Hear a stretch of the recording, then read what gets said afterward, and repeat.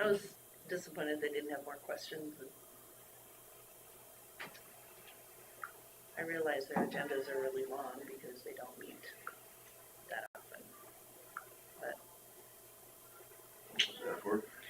we met with Lake Mills City Council about EMS and just wanted to give them an update of sorts, you know, and find out who they were planning on sending, you know, to the meetings so that they could be updated.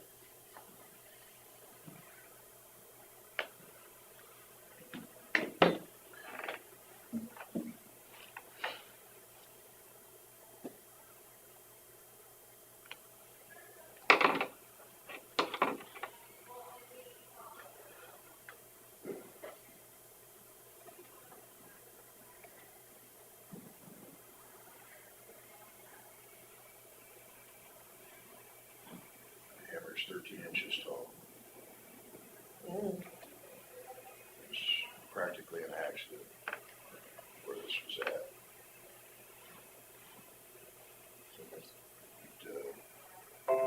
As I pull over the side of the road with my truck so I can get up as tight to the driveway as possible so people can still get by me if they need. I can feel my bumper bulldozing over because my bumper's a foot off the ground. It was knocking the tops off of the lumps on the side of the road from bleeding. If that was on a hill and two vehicles met and one heading over into that, I'd know over with in a car for sure.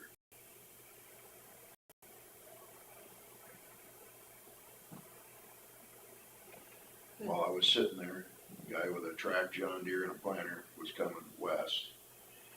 I'm facing east on the south side of the road, and all of a sudden here comes a deputy with his lights on. Why and what was going on in the middle of nowhere on that gravel road is beyond me where he was heading. But, the tractor stopped just past the intersection section because he saw him coming, and I'm sitting there watching him come in my rearview mirror, and he comes, he's going fast, and all of a sudden he has to slam on his brakes and get over it, climb over the mountains.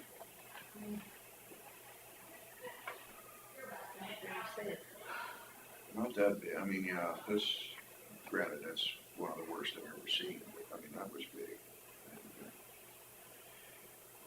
People get worried about liability. What's the liability of if you're leaving something like that on the side of the road?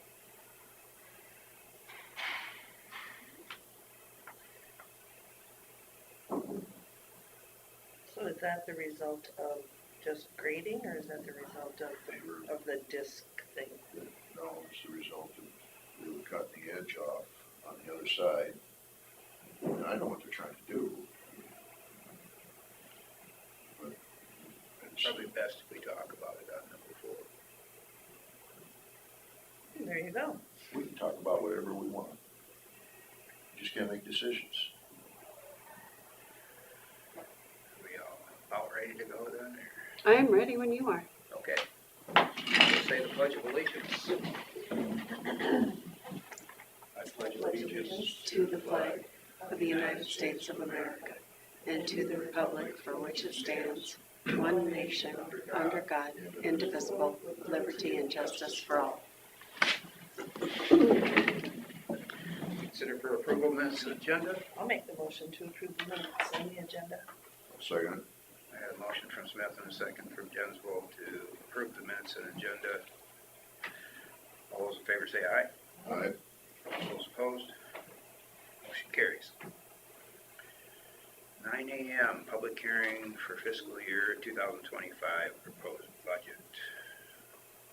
Need a motion to I'll open. make the motion to open the public hearing for fiscal year 2025 proposed budget. I'll second it. Get a motion from Smith and a second from Jensvold to open the public hearing for the fiscal year 2025 proposed budget. All those in favor say aye. Aye. Aye. All those opposed? Motion carries. Public hearing is open. So did you get, Jeff Anderson, did you get your questions answered, or do you have more? I have a lot of questions. I Okay. guess I'm not very smart, but first off, the last time I was here, you kind of said 5% would be our property tax increase. Just throwing a number out there. Overall budget is what I said. Yeah. So your June of 25 ending budget shows, is that included, your proposed, will the 5% be included in that hypothetically? Say that first part again. So if our property taxes are gonna go up 5%, I know we pay a year behind, but in your proposed ending 25 budget, is that included in the 5% increase? Your taxes would be applied to that budget. Yeah. And you're gonna be $2,210,000 short on fiscal year 25? In other words, are we using that much cash on hand? Yeah. And you're almost 4 million in 24 behind? What do you mean by behind? You're a negative. On your paperwork, it shows ending year of 24, you have a negative balance of 3,918,000. Is that correct?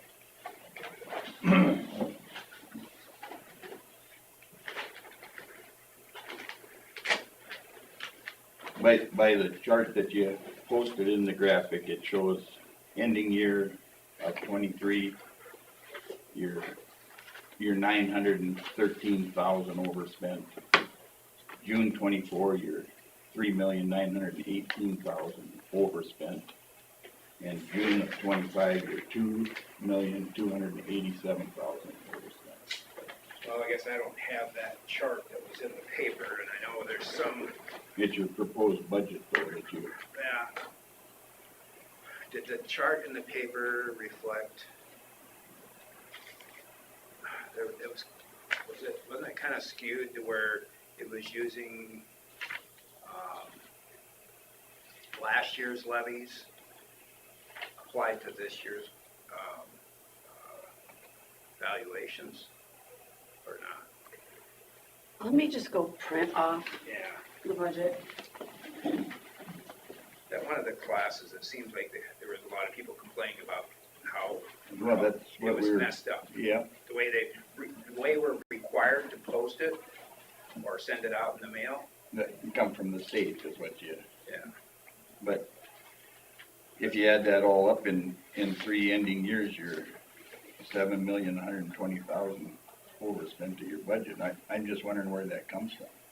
Where do you get it? We can't overspend. You have to balance, don't We have you? to balance it with either cash on hand, or with, revenues. Yeah. Some of these might be, carried forward, like the road department. If they don't spend it on a project this year because of the Yeah. timing, Yeah. it gets rolled forward into this next year. I'm just trying to wrap my head around it because, I'm curious. I hear we got 13 or 14 million dollars of long-term debt countywide. And then you're, See those charts, we have the original 4.5 million for the jail, but that's being paid down yearly. And we have, we're getting down there on our TIF. but how is that funded? How do you fund a TIF? The TIF is from the wind turbine taxes. So what we're doing, that's called tax increment financing. So a wind turbine farm, like up southwest of town here, or west of town here, for 20 years, we capture all the taxes on that. And like the schools don't get theirs, but the state replaces that, or a portion of it anyway. So nobody's losing their taxes, they're just not getting the increase in their taxes. But we're using that money to fix roads. We started this before I was on the board. We went out and replaced bridges and repaired roads with $21 million. So I know on some of the reports at the state level, it doesn't show, that, they show, what your original debt was, but they don't show it until, that it's gone down until it's done. So 2028, that's it, it's all done. So we're down to the last 4 years of that. It just seems, when I look around, we're compiling a lot of debt. You guys got no income stream but property tax, correct? Well, yeah.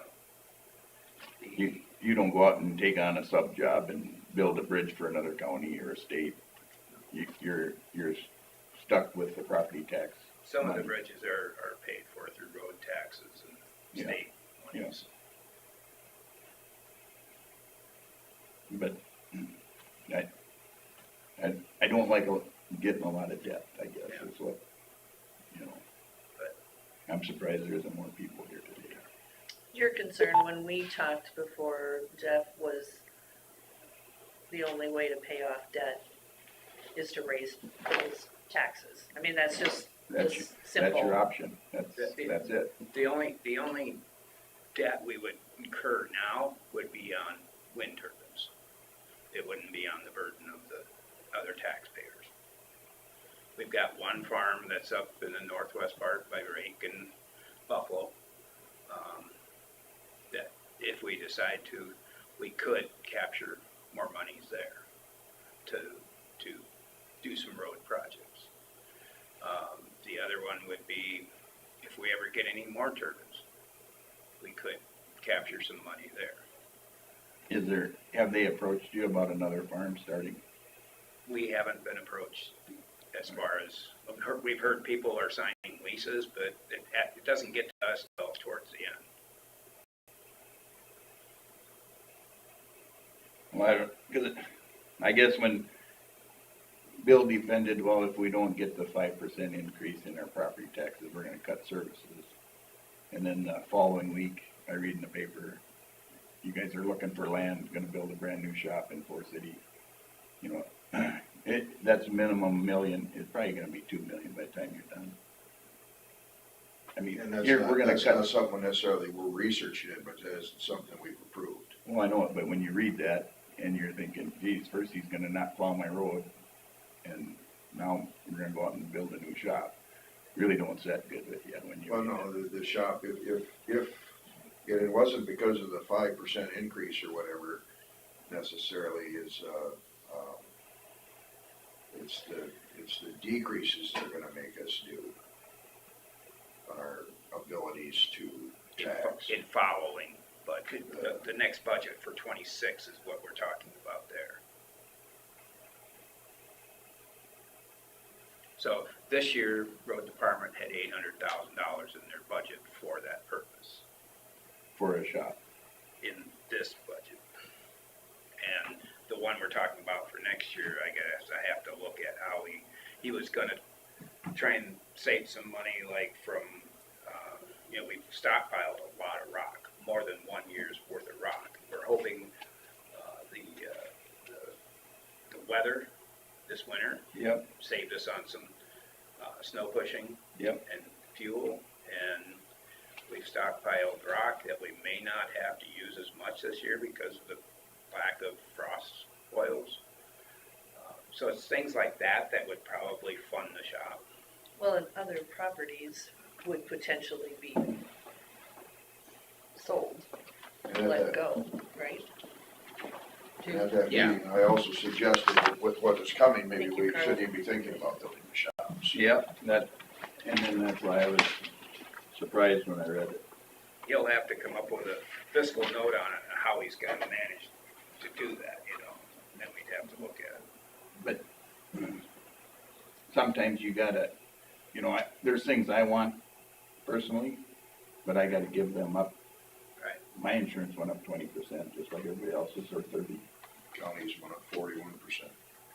So here you have 800,000 that's in your general budget, or wherever it's at, can't you take some of that? I mean, it was put for secondary road, but hey, we got hit with these expenses.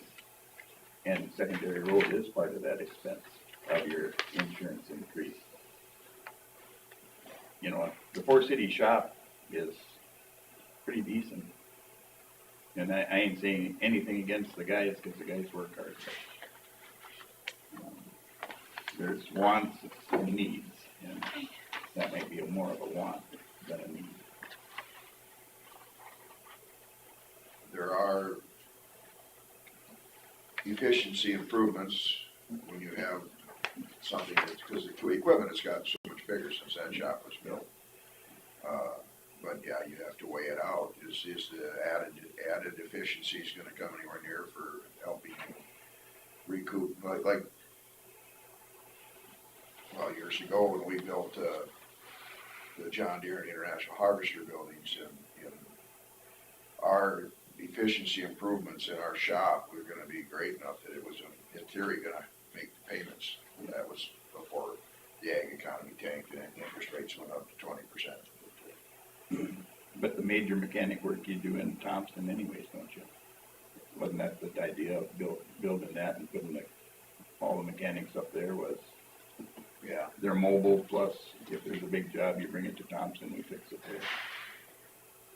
So this is more housing, greasing, they do some mechanic work. more routine stuff. Yeah, Mounting equipment on it and Yeah. things like that.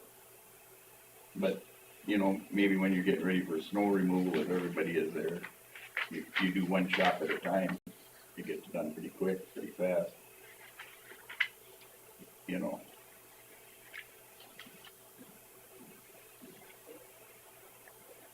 I guess when you see some of these numbers and you start putting interest on it, it's pretty ugly, I think.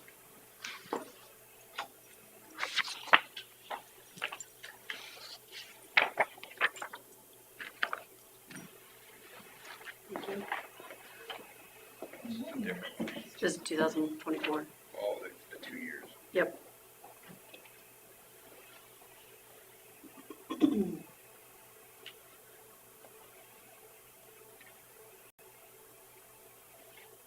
So, do you have a lot of surplus cash?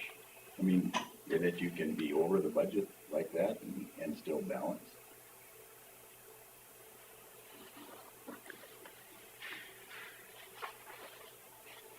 If you look at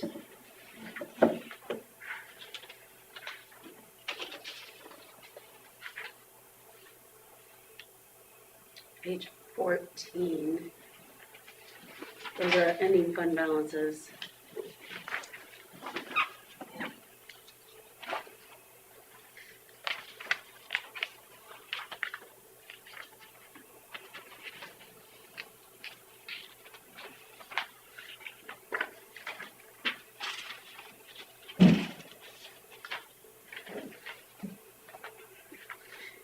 You get used to it.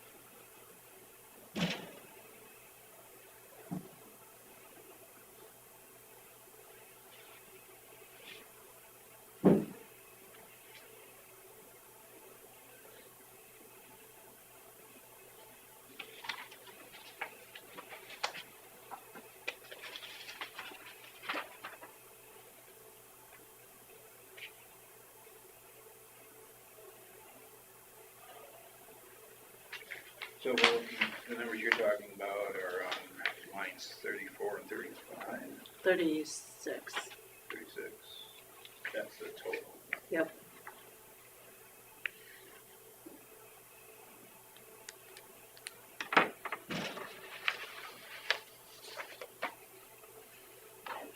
But of that, unassigned was 2.6 million about.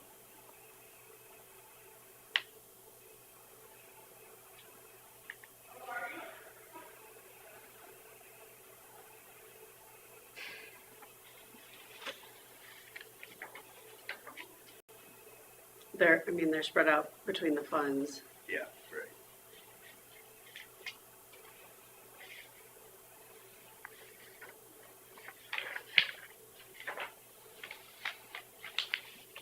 So is that 913,000, is that out of that value, or is that gotta be taken out of that value? What 913,000 about that? Well, what you published in the graphic showed that was what, you had a negative balance of 913,820, Well, can I see what, June of 23. So I'm wondering if that has to come out of that 2.6 million.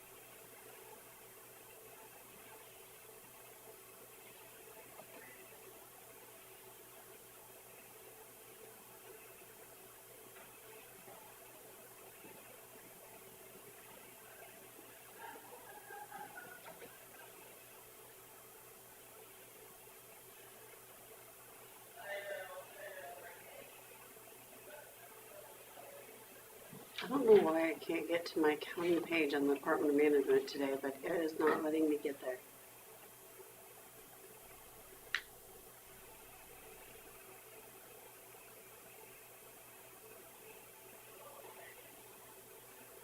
Is this your first meeting for this stuff, or is this your last? Second. How many meetings do you have total? Two. So you're either gonna pass it, deny it today.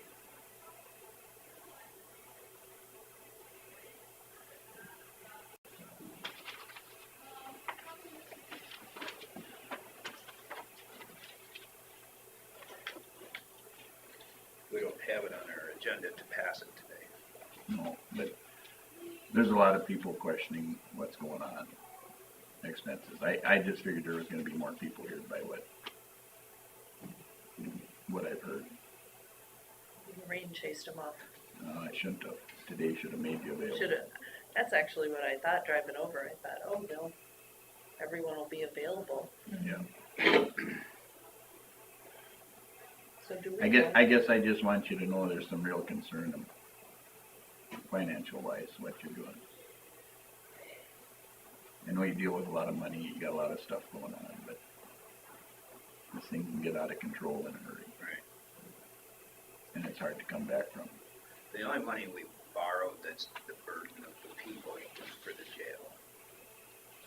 Everything else has gone on to mostly the TIF projects. But you spend more on the jail than what was budgeted, don't you? I mean, it's cost money to the heating system. You've had issues where you had to update, fix things that Right. weren't But right. we do have income from Hancock County, that's for sure. So we do have some cash flow there that a percentage of that can go directly towards payments. The Hancock County, I think it's $855 we're getting from them per day on third. I think so, 55. I don't know, current rate, they're probably adjusting it. It was 50 and then went to 55. And, But you didn't build it to be a Ramada. no, we didn't know they were gonna, Yeah. we knew we had to do something and we had to look at the cost of comparison of housing them somewhere else or doing it ourselves. And it was just, almost like a blessing when they needed to house theirs Yeah. here. Helps offset. You have a minimum cost of doing business when you're operating a jail with a small county, and it's double the size, more than double the size of our county for helping No pay. matter what happened with that jail, Winnebago County was gonna be out the money. Not this last January, but January before, I, just started adding up the jail's budget and the sheriff's budget, and I've used some of the county attorney's budget, and, just adding up roughly in my head, little Winnebago County has to spend $4.3 million a year to take care of people who break laws. And our alternative is to not arrest them. Shut everything down to bare bones, and then if we didn't build a jail, the payments went on forever, housing our inmates somewhere else at $55 a day, 365 days a year. And that goes up every so many years too. I thought I heard that Saratoga was higher than that. Better accommodation. The only advantage they have down there, they're closer to a hospital. Yeah. But like when you add a new building, your expenses do go up because you gotta insure that building. So your yearly expenses are all, Well, one of the reasons our property insurance went up 41% is because we put an addition on the public health Yeah. and conservation. conservation building. I don't think it went up yet because of that. I think there was other things we've done that probably But Effective. insurance increase is real to everybody. Everybody has. property insurance. Health insurance was a little more manageable this year. Actually, our health insurance, we got our quote and it went down. Oh, it went Or down.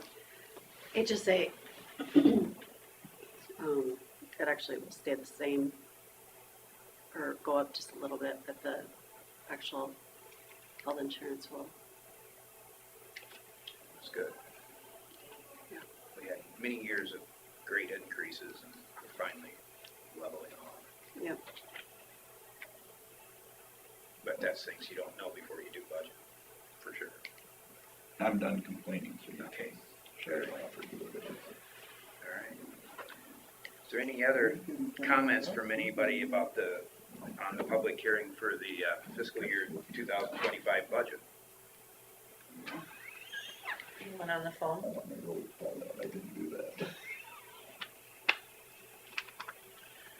Hearing none, I will entertain a motion to close the public hearing. Make that motion. I'll second.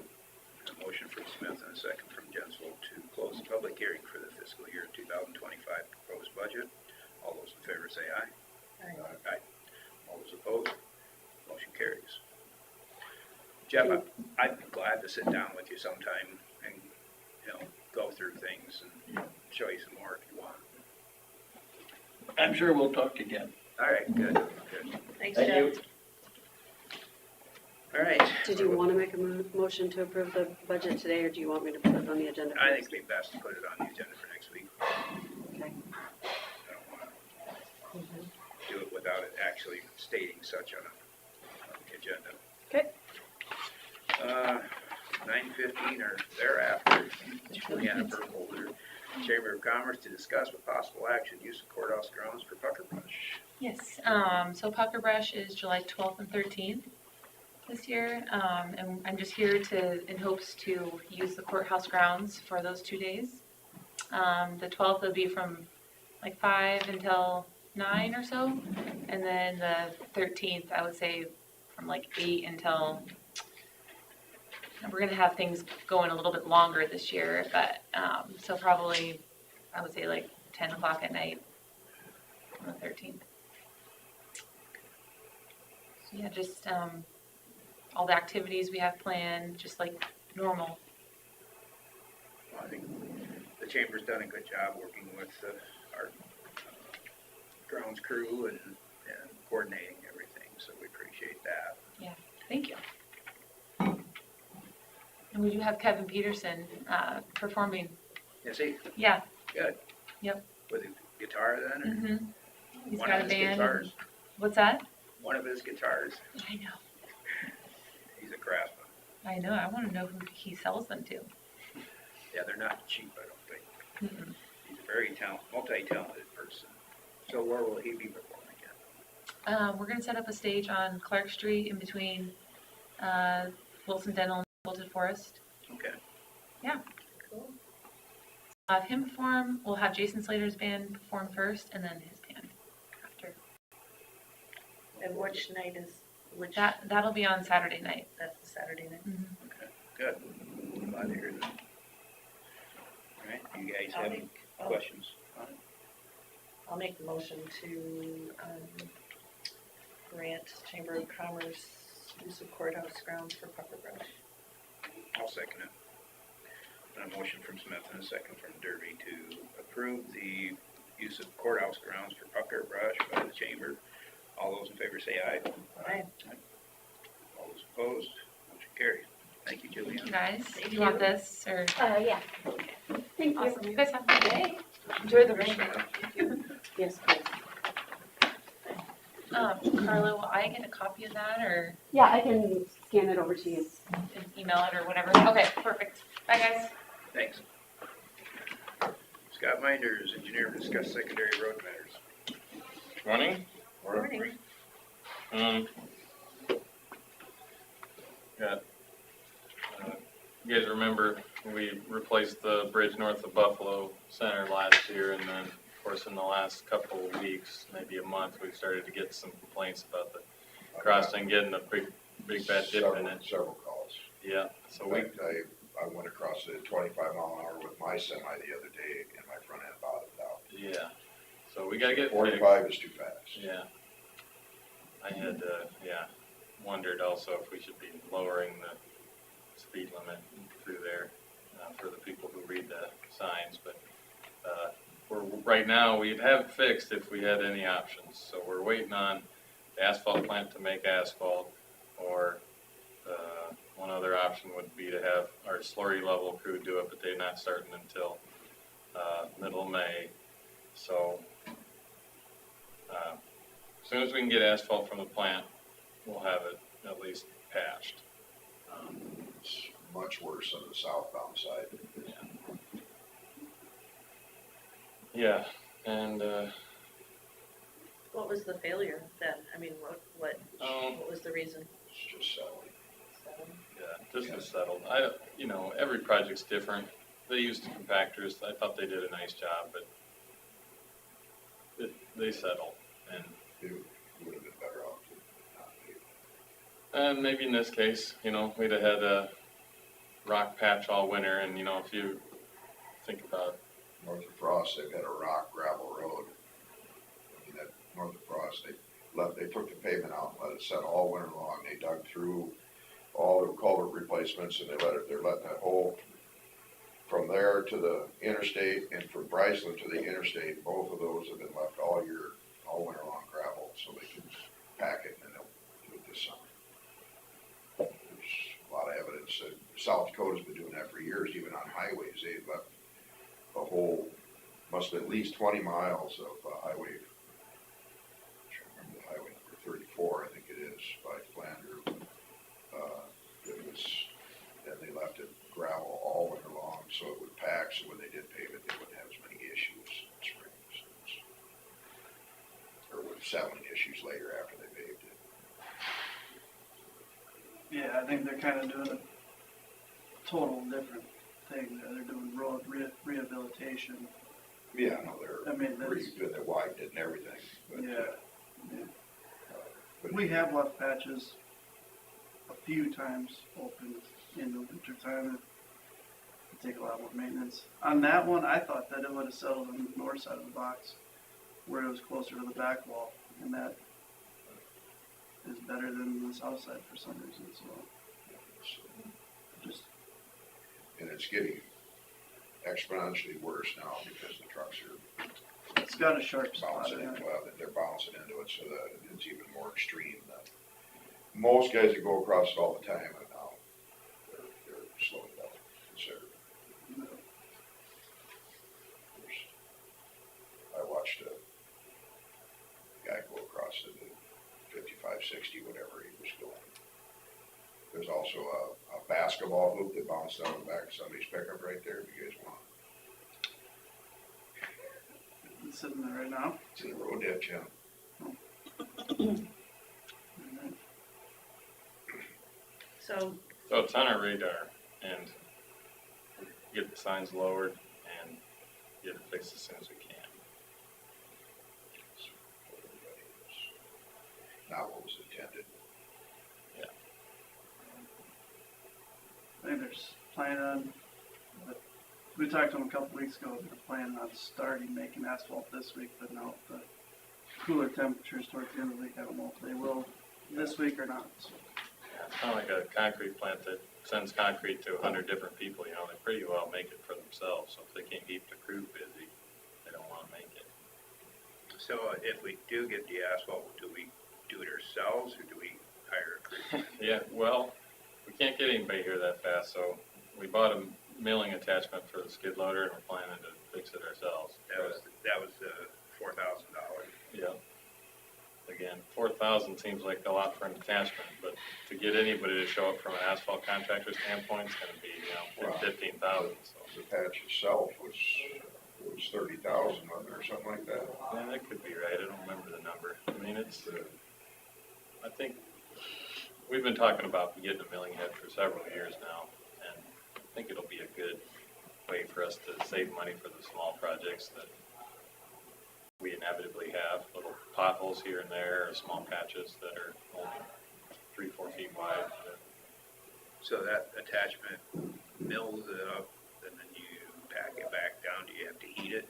We'll have to get some hot mix from the plant. But it's, I mean, pretty cheap to buy just mix from the plant. It's, you know, way cheaper than paying for it after they've hauled it out themselves and installed it with all their own crew and everything. You know, they're kind of a big operation. They don't just send 2-3 guys out to do asphalt patching. They got probably a dozen guys and a couple $1 million machines. so that's where the cities get theirs too? Like, we saw them patching here in Forest City last week. Yeah, I don't know where else you'd get it. Unless they were using cold mix. I think Oh, they it were probably just was cold. Yeah. I think they'll get a truckload of cold mix and keep it in a pile and then take buckets of it out and stuff them in holes. And, you know, nobody really likes cold mix. It's not, Doesn't last you know, it's very not a long. permanent fix. It's just a Temporary. get you by kind of thing. And I'd rather not use it ever. We have some too in bags, but we just use it on very limited basis. So on that project, the milling machine will do where it transitions to the regular road and at the bridge, so you have a certain thickness or how you gonna use it. Yeah, when you put asphalt patches down, you want the layer to be the same because it compacts as you compact it. So if part of it's deeper, you're still gonna have a belly in the patch when you're done. So we'll try to make the whole area 2 inches deep, let's say, that we're gonna patch and then try to lay it in there, that same thickness. Yeah, we both watched it be done for many, many years and it doesn't look that complicated, so I think we'll. Is it even done settling? Because it hasn't even been wet yet. Oh, yeah, I mean, there probably isn't. Yeah. So, you know, we'll do it now. If we have to do it again in the fall, we'll do it in the fall. If we have to do it again next year, you know, it's like we have the one on A42 that got done a couple of years ago, and we did kind of a cheap leveler in there, and it still kind of gives you a little shake, but it doesn't have the, Maybe the next time you work with it, use the slurry level or whatever. It'll be a little yeah, it's kind of like whatever contractors that we have around, we'll evaluate what problems we have and throw them you know, while they're here, have them fix whatever we need. And now if we have another option for fixing stuff ourselves, I think we can not get in this situation where we're kind of handicapped. You'll make a product that you can pour in there like cement and screed it off across that. Yeah, So we've you could have a long screed and just kind of scrape it off That's it. something that would glue itself into place and not bust up. I mean, that's what Denko brings with their slurry leveling. You know, they do the cracks that are this wide, but they also do the culvert depressions that are 20 or 30 feet wide. And so we've been looking at machines too to possibly make that product. You know, you gotta buy 5-gallon or 55-gallon drums of asphalt emulsion, and you gotta buy the rock from the quarry and cement and water and mix it up in like a cement mixer. Yeah. But you know, you gotta have a decent sized machine, because once you pour it out, you gotta be able to finish it. You can't just make batch after batch after batch. It'd be cool to have that kind of machine. Maybe we can figure it out, but we haven't really got it figured out. You know, Denko brings their truck, right? It has all the tanks mounted on the truck, and it's got the mixer down below, and it mixes it continuously, and it's And there's no heat with that one, right? right. I think they maybe have a little heat on their truck, but the product can be handled cold. Probably would be a little more difficult at this, you know, 40s and 50s than 70s, but yeah, I'd like to have something like that. We haven't figured it out yet. We don't make something and market it to counties that is just that. So we'd have to make something or get something and scale it up or down.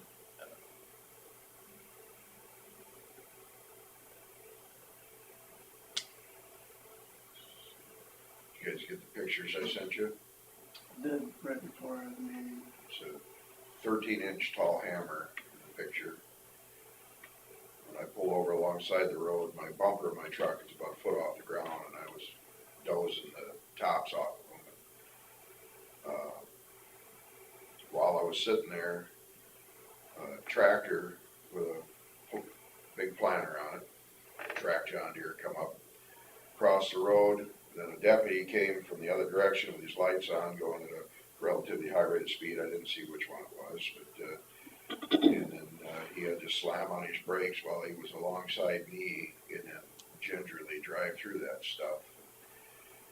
When you got lumps along, and that went all the way behind me too, as far as the lumps were. It was that big. And had that been on a hill, and you had two vehicles meeting on the hill, and one of them had to get over into that stuff at a fairly high rate of speed, I would think that would be a real liability issue for us. Because I'd almost throw my truck in the ditch if I hit it at a high rate of speed. A small car or somebody on a four-wheeler would really be in trouble. I understand that they're cutting the edge off, and you know I know what you're doing, but leaving windrows of that stuff for miles that bad just seems dangerous. This seems like something that should be taken care of rather than left there. This was on 390th, just east of the acreage that the miners zone there, just east of Howard Julius, isn't that?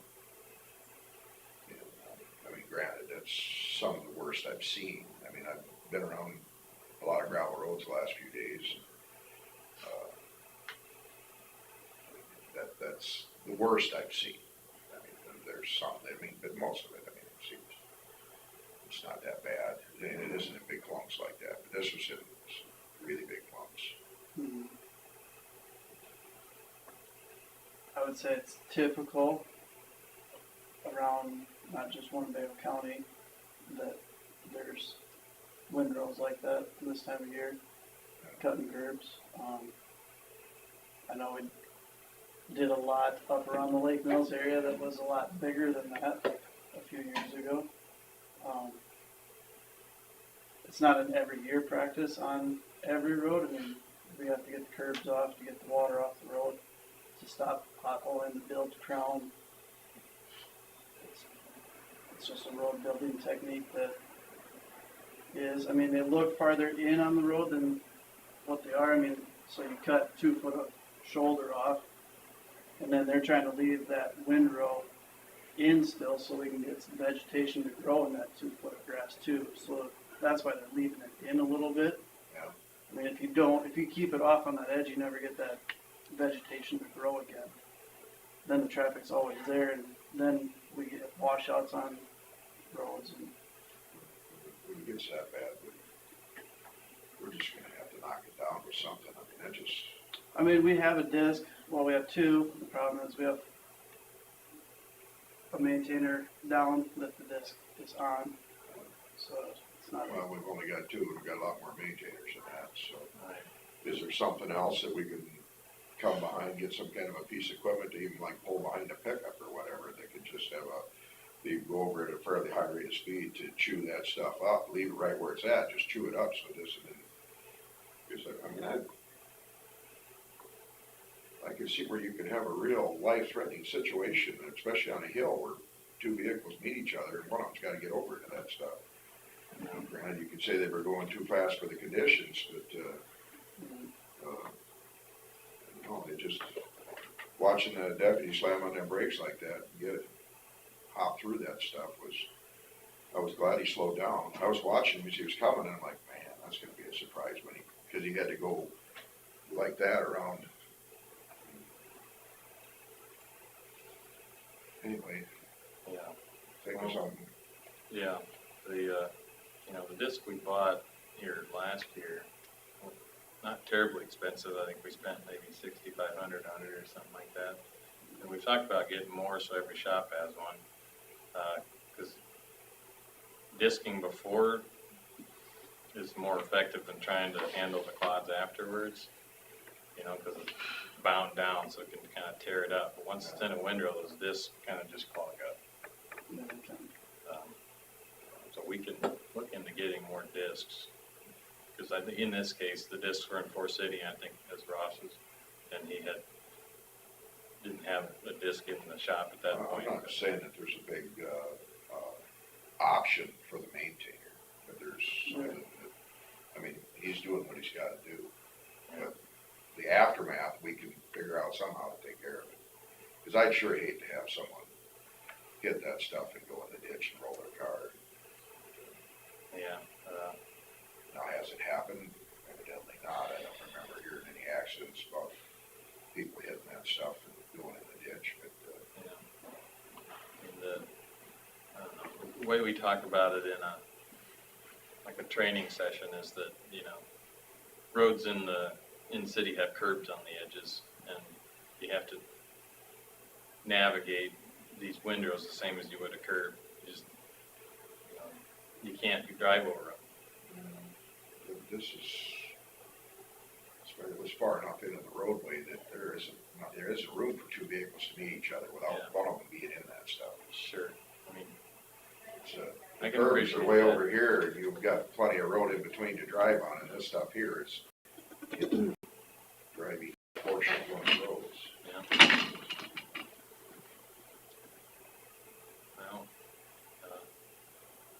Yeah. Well, the roads aren't wide enough to meet wide equipment as it is.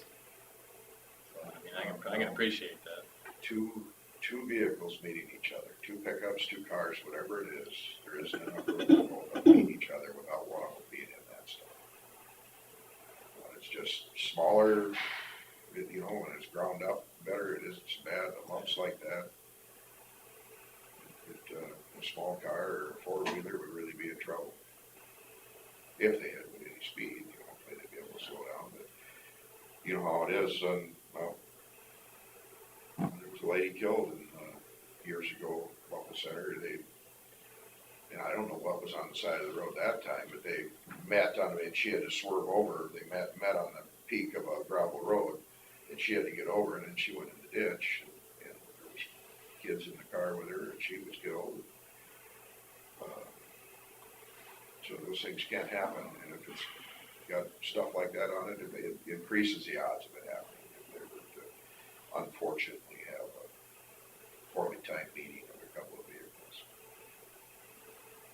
So the pull behind disc is not an option then, or you put it in the middle and shoot it up with that? For behind the tractor. Behind something? Find something, Yeah. make something that doesn't plug up, something that has a higher clearance or whatever. Bigger blades would help it not plug up, I would assume. Something with a taller blade on it. Yeah. takes an extra man through the process, but Yeah.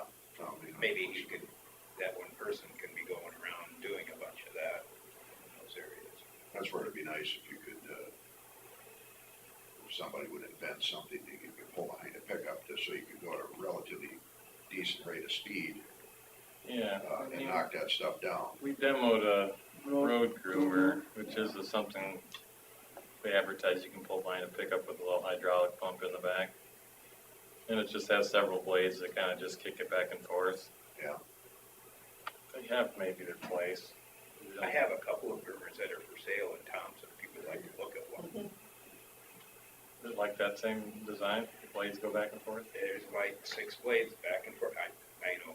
Okay, We're I trying to don't get know if through Colin's this. on the phone, so Yeah. we're, Oh. Yeah. Just go behind the school, take a look at them. Whether it's just they actually steer by the hitch, so. Supposed to do snow, but they'd probably do the same thing for, See, Real quickly, Ethan, did you go out to Rice Lake and look at that gravel situation? Yeah, I did. Okay. Okay, I've talked to Ryan at Hartman about it. Oh. He has it on his list to get, he's the one that's gonna patch it. okay. The water patch is not looking good. Well, it threw just a lot of gravel when the snow was removed into yards, big piles of gravel. Yeah. So, just as long as you're on top of it, checking it out. all right, anything else for roads? We gotta move on. Okay, so we're gonna go on to 9:30 a.m., consider for acceptance, annexation and reclassification reports for DD 37. Colin, are you online? Okay, yeah, I didn't know if he was gonna call in today or not. We did meet with the commissioners, and this is a small enough district that wasn't classified by laterals. North of my dad's bin site. It's the one that had that big washout. Oh, yeah. Yeah, so when we did that, we decided we should classify it because it wasn't by laterals. So we met, and there's 48 acres to annex in, and then looking at the report, I sent it to you guys via email. It's the outlying areas. So again, it was probably back in the day when they just did fence line instead of Squared it off. watershed. Yeah, so we're just making sure that the right people are in the district to do that. And there is not any wetlands in the area. It was pretty straightforward in how we are labeling it. Lat 3, what they did was, we're making a lower ditch, and that way everybody pays to the lower ditch. Then we have an upper ditch because there's a Lat 3 over here, and they wouldn't pay for the opposite. So there's a Lat 4 and there's a Lat 3, and Lat 3 doesn't use this ditch, they use this one. So he made it just more clarified, and it looks good to me. There's some branches, but they're so small, it doesn't involve a lot of landowners, so if there's work on any of the branches of Lat 3 will pay. Same thing with the upper main, there's a Lat 4. Lat 5 is so small, it's one guy, so we're just combining it into one schedule. Nothing looked, like I said, out of the ordinary. It just clarifying everything. So the commissioners felt it was fine. I looked at it, thought it was good. I sent it to you guys to accept and set a public hearing to send letters to the landowners.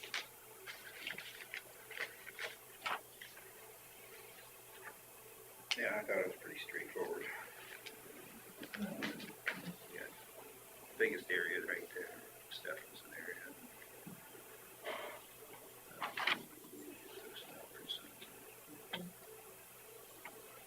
The Amish cuts.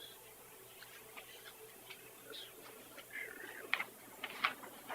So Albertson. it was 48 acres, is that right? That we're annexing in. that were And- annexed Yeah, and there's 1,012 acres in the district. in the whole thing. Mm-hmm. And you have 20 acres.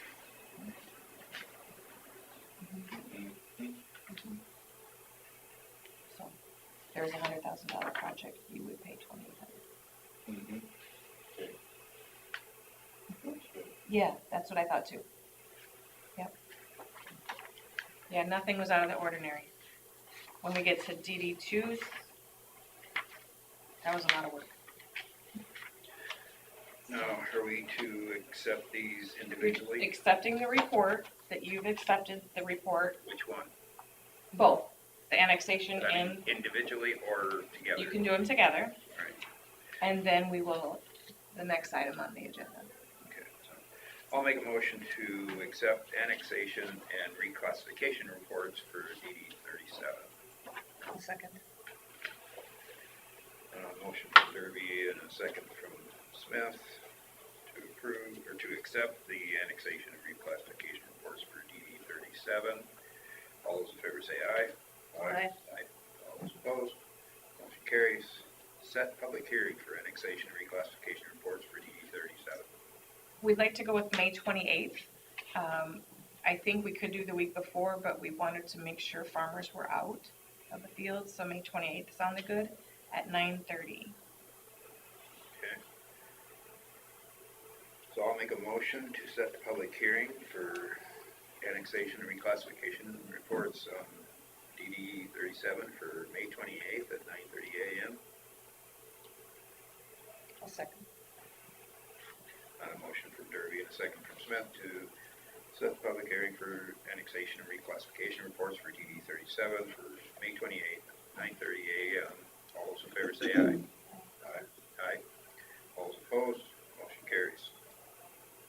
All right, Perfect. Thank you. we'll go back to auditor's office. We'll discuss Oh. drainage matters. We did go, when we did the commissioners for this report, we also looked at DD2's classification report. And we had a gentleman from Worth County here and a gentleman from Winnebago County, Colin and myself, and they had some really good questions, just looking at the map and different things. So Colin did some more work, came up with answers for that. It looked like the railroad parcel had a huge number of acres, which they actually did not have. And so he just cleared up some things that they had questions on. He will make those changes in the report, and I hope to hear back from him this week or next, so we can meet for that and have that hearing too. And which drainage district? DD2, the one by Lake Mills, comes down by Rice Lake. And I did not realize that DD2 only has lateral ditches. They have no lateral tiles. A lot of people up there, isn't there? Yeah, I just found that odd. So, Probably but he of had a lot private to work. tile. He took over 700 pictures of stuff to have to sift through to find, okay, yeah, they were gonna start this, but they didn't do it. Or they did do this, and then they did this. And so it was a lot of work for him to figure out everything. So, the city of Lake Mills, we have a lot of parcels to add, whether they've gotten missed or whatever. He did have the edge of DD 47, so some parcels might be in both, half their yard goes this way and half goes this way or whatever, but, nobody is missed between those two districts. There is a lateral that's in Worth County that drains into Rice Lake, and so it's solely Worth County, but the Rice Lake itself is not in the district. So it dumps into the lake and then that's it. So that's on its own. It should have been a separate district, but years ago, maybe the Rice Lake part of it was in the district and then they took it out. So, yeah, it was a mess, but I think it looks really good. So, and he did do well with how he did the city parcels and the county parcels. So, you can look at the preliminary one that I have if you want to. Okay. Just check it out. But there's 64 pages of parcels. front and back. So it's a lot. But other than that, I don't have any more for drainage. You guys have anything? Let me forget, I've got, Jarvis's insurance stuff in my vehicle on the seat. We should run right out there and get Really? it. Well, it's raining, yeah. Coming down pretty. Yeah, maybe wait. Between here and 10:30, we could probably take a break when it's not raining. Yeah, there you go. Yeah. So. By the way, we got DD 48 fixed by those electrical transformers. Oh, good. That went well then? Yeah, Did they have to turn the power off? no. So, I wonder. they were what happened there, they were there when, Well, you have your default answer, when somebody's gonna do some digging, no. That's a, no, we have to Okay. shut the power off, that's And what so they both always of those say. contractors took it at word. like I said, we had to go to the eastern time zone to find permission for this, so. Okay. Well, thank you. So Thank we you, got that's her done. appreciated. So Just keep those numbers handy and then Yeah. we should, I always do that. Every now and then Ethan will ask me, do you have a contact for some whatever company that pops up on a one call? We keep them all. Good. Well, thank you, that's appreciated from the Mhm. district, yeah. They're decent to work with, I guess. When you find the right person. Yeah. Yeah. All right. Well, thank you. People that fly over country bothering them people, it's just terrible. We got lucky enough, we had to take away from it, so Oh, there, yeah, it worked out decent, so. so what was down in there then? Was there tile that had a crack in it or? It was repaired at one point, and I don't know, it slumped, like it had a belly in it, which ended up pulling away from the clay piece. So I don't know if it was over excavated when it was repaired the last time, and then it settled and did that, or someone drove over it too soon. How close to the top of the line was it? We were the closest, I would say, is about 6 feet. So, They dumped a bunch of bigger rock in the hole to give them a good bottom and yeah, tied it back together. should be good. Nothing that should take 3 years to get done, I guess, so. Well, yeah, well, there's a little bit of lack of remembering on people to get it done too. Priorities. Why would I wanna have to deal with that? Yeah, I mean, it's one thing to have our guys stand around kind of waiting and coordinating and, contractors maybe not willing to do the same thing because they're on the clock, right? So, Well, and I forgot about it, so. yeah, hard to remember every tile hole unless you, Not over a period of years anyway. yeah. That's good to So, hear. so were they, is that a drainage district thing then, or? Yeah, we'll put it together a little bill for the district to pay secondary roads. Oh, and I forgot to mention to Chris while she was here, DD1, Lat 2, and then another lateral. It's one that Derek Yiggy had been digging up for Mathis's, over by Rovers. He had to cross the fence line once he fixed the first part, Mathis's part. He had to cross into the CRP on the south side of the fence. There's some blowouts there. I called Bob Mullen, who farms that farm for the Renaissance. Let him know what we were doing. But people across the road were having a problem with drainage because of the blowouts. So hopefully that'll fix it all. Derek's been pretty good working with it. He doesn't do anything until he talks to me.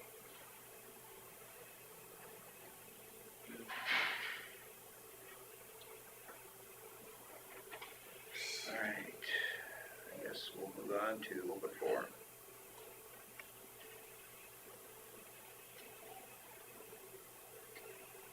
I've already signed the minutes. It's all in order. We tried to get back on track. I was worried it was all in order and then I was gonna jump around, so I was gonna mess everything up. So the sheriff's not back yet. What's that? Sheriff's not back yet. I don't think so. The reason I asked is I had a request from Worth County to find out what happened with the jail. I guess they were negotiating between Worth and Winnebago. The whole thing fell apart between Worth and Cerro Gordo Mhm. for housing. And they Oh, came it to did? talk to us and never transpired. Really? So they only have an average daily population of like 2. So it's not like it's a huge burden. They would rather be in Cerro Gordo close to the Yeah, hospital. and Cerro Gordo made sense for them in a lot of ways, but I thought that was, But last I they're- talked to, But here you got a county that's changing sheriffs, dealing with another county changing sheriffs. and So that's probably part of that nobody, Cerro Gordo might not have wanted to commit to a contract for the next sheriff. Well, I think Steve was working on a 28E. I mean, I thought that he had sent over. It's just yesterday, supervisor from Worth County asked me what happened. I can't get a hold of them because they're not there. They're at jail school or whatever. I can text Steve. You know, don't you? They're a little concerned now they have to go to Mitchell. well, why would it have fallen through with us? Well, that's what I'm asking. That's the question.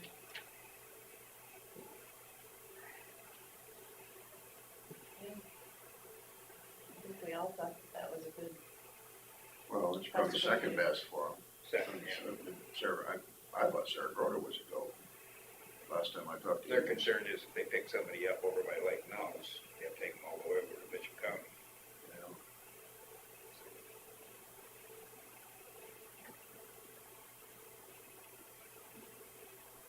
I think I have 3 phone numbers for Steve.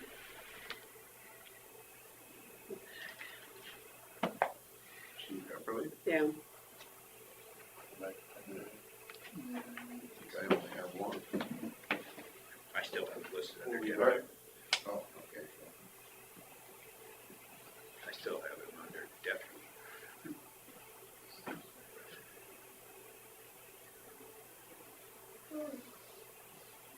the same one you have for him?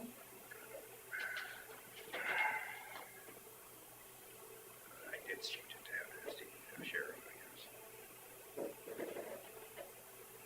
Yeah, it's the same one. It's the 9-3 at the end.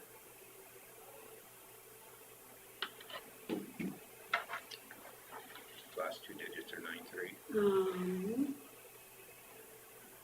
Yeah. Okay.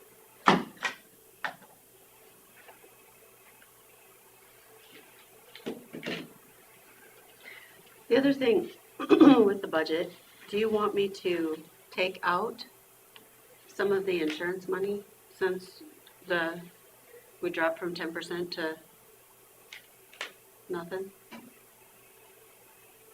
mean, that is a huge pain in my rear end at this point in my week, but if we can take the budget down, What number does that entail? What did we have for it's increase? general supplemental, so 10% of how much? We gotta look at it here.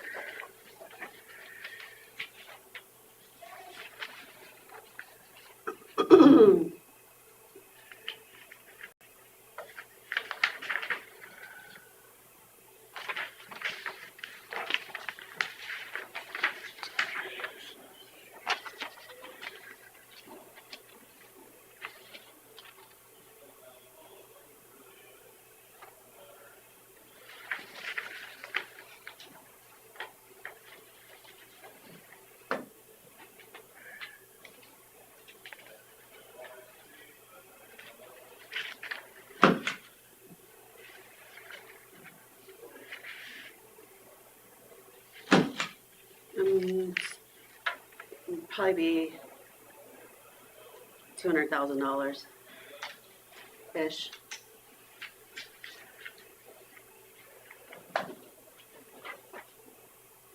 I mean, it's not, Would there be any advantage to putting part of that into our partial self-fund. Yeah, that's what I was wondering. Then maybe that would help this year for next year? Or doesn't it? I need to Benefit. talk to Brian and see where we're at. I think we're pretty good there, so Okay. I think maybe just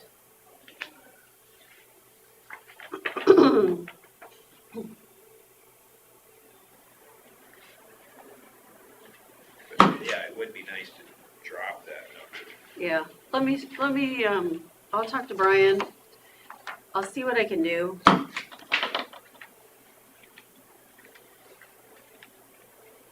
It's a lot of work for a week's time, but I will do it if I can. All right.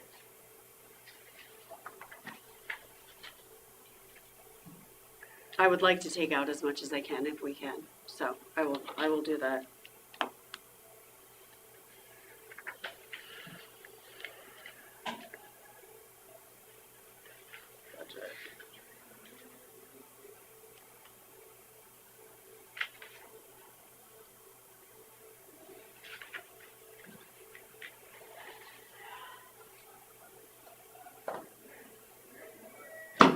If I talk to Brian and he says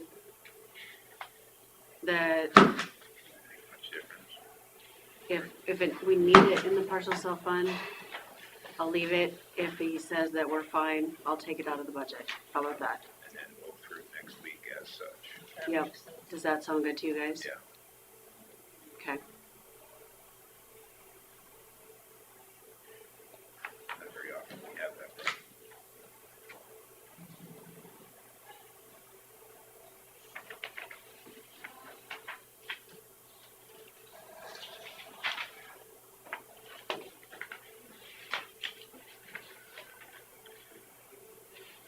so that's what they look like on the inside. I'd like to have that. I mean, when all the food's dropping down on you. No, This one here, this would be payroll, isn't it? Yes. Maybe it didn't get stamped last week or something? It's not stamped, whether it was in it when we approved it or not. So we'll just assume we approved it last week and then stamp it now, it's misstamped.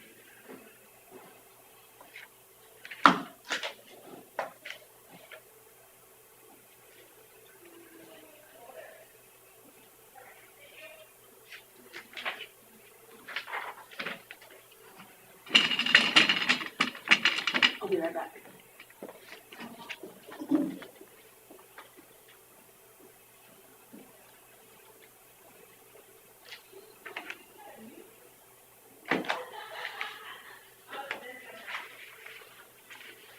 so read the notes on this stamp here. When you get there.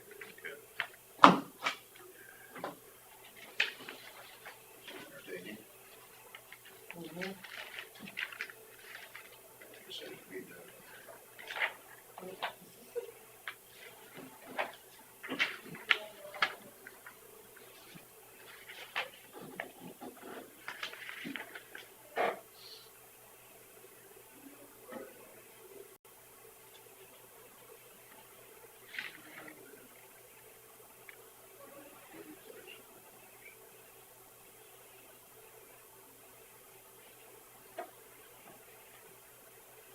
Looks the same as that one is too.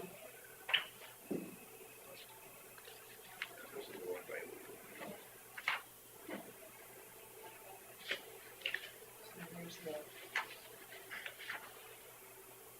Iowa Department of Natural Resources.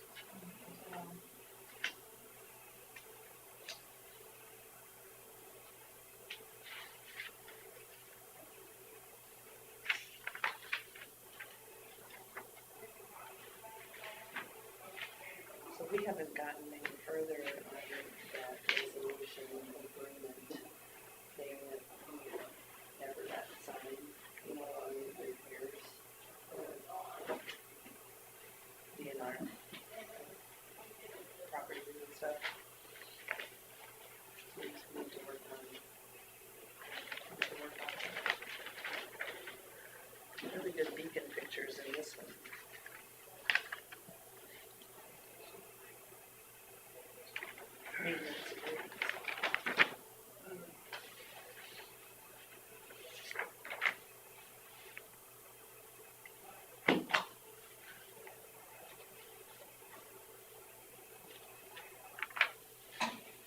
there's just gonna be more and more of those all the time, you know, as they keep. Yeah. As they keep using our tax dollars to buy more of our ground.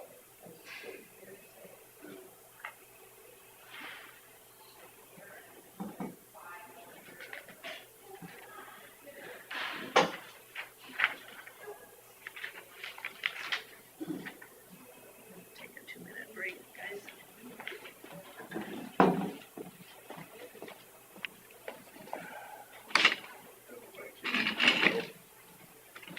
Let up. No, it's still coming down. Not as heavy as it was earlier. I can see it. It's just sprinkle. Yeah, it's a light sprinkle. You won't melt. We just hate to spoil my beautiful wickedness. Maybe that's how the witch. Steve said, oh, I'll wait till Susan gets back. We'll quit raining altogether.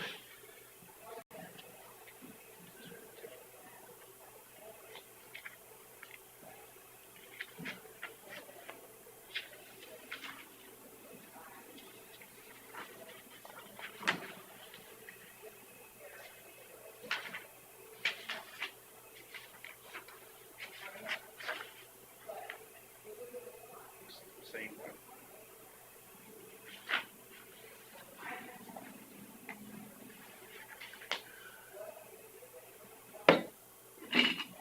Hawkeye Communication under conservation for $14,000. That's theirs, is that their smoke alarms and Is that is? Communications, make it sound like it's radios or Yeah. something. notification system that to let them know if something's wrong in there or something. I know they spend quite a bit. But I noticed it coming out of their conservation funds. Okay. I've been watching for the department, they don't throw out of that.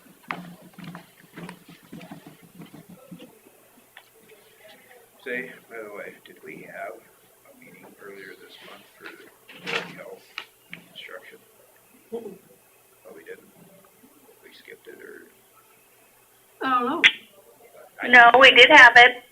You guys were, I think you were off, Terry, seeing, Grassley. It was that morning. Yeah, okay. I actually didn't have it on my phone, so I must not have saved it from the month before. Yeah, I didn't either. So when's our next meeting? I gotta get that on my phone. It will be, a second here, let me look at my calendar. Was there any main issues at that one then? No, Brody was there. They talked about, a second, let me get my paperwork here. Yeah, I didn't have it scheduled either. It's the first week in May, So the second, on a Thursday or Wednesday? Wednesday, Wednesday, So May 1st. May 1st. May 1st, yep. He's hoping to have the door access and the fire and suspension sealing that hopefully will be done. They'll hopefully have a punch list ready by June 5th. Cabinets are supposed to be here the first week of May. And flooring hopefully will be done by the second week of June. So this next meeting is 9 o'clock, right? Yep, and then they're thinking that they're gonna start in the conference room here in the existing building around the 10th of June. So we'll move Rhonda here and we'll just slide everything to the far end, and try to move everything around so we don't have to move it to different places. We'll just stack it around the building here. And they did talk about, the sidewalk, and I think Gary sent you that email. Yeah. Okay. I need to get a hold of the city to find out if they know any more about that pole. Yeah, that was one of the things I asked, and I said, I think that is, they're still discussing that with the city.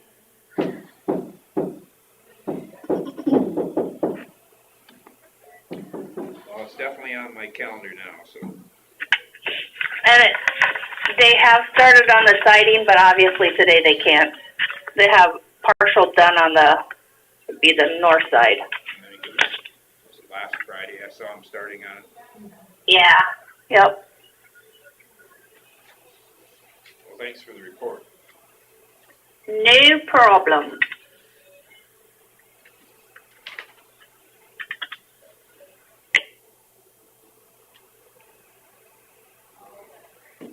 Julie, are you still on? Yes, I am. When's our next board meeting? This Friday. I thought. Yeah, you should be getting stuff here, hopefully this afternoon. Okay, thank you. If not this afternoon, tomorrow morning. So, I just got back from hugging grandbabies, so Oh, yeah, I saw that. That looked fun. it was the best.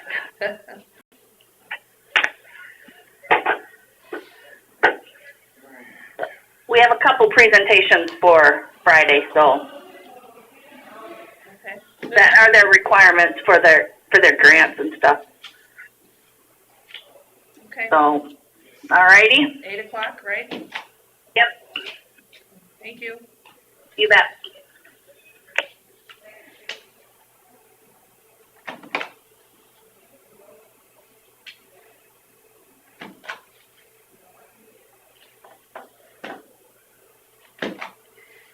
Okay. So Are we still in open forum? Yes. Okay, so Steve said we had a meeting with Worth County and ultimately declined them, as did Sarah Gordo.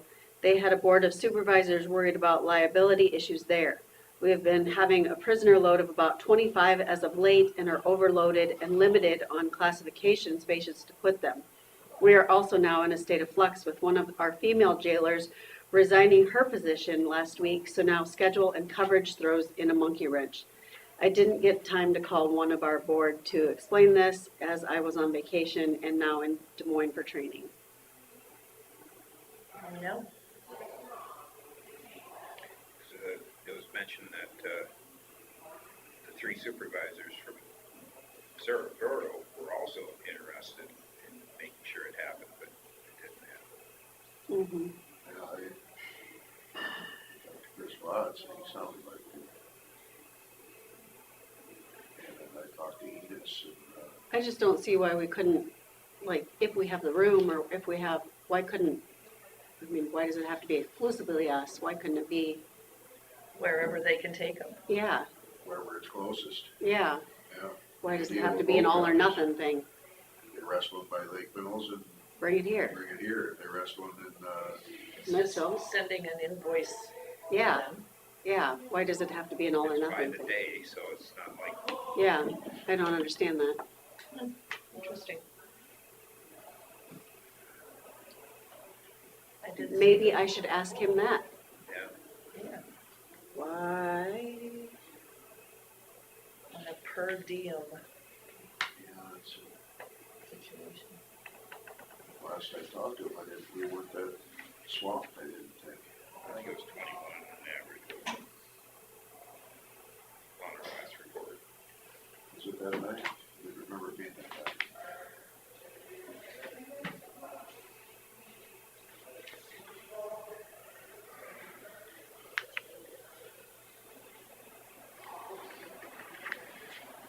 My daughter in the meeting. All right, so we'll move on to Sheriff's Quarterly Report. We've all had a chance to look at it.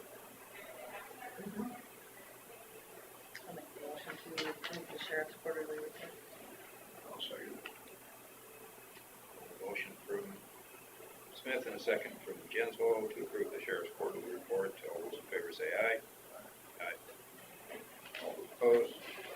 Carries. Auditors transfers.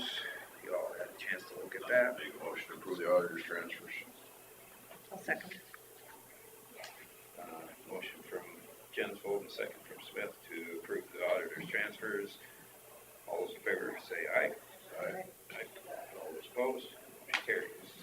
County claims. I'll make a motion to approve the county claims. I'll second. Motion from Jensvold and a second from Smith to approve the county claims. All those in favor say aye. Aye. Aye. All those opposed, motion carries. Yeah, I gotta wonder, you know, if we're getting all this various equipment, is it gonna be utilized?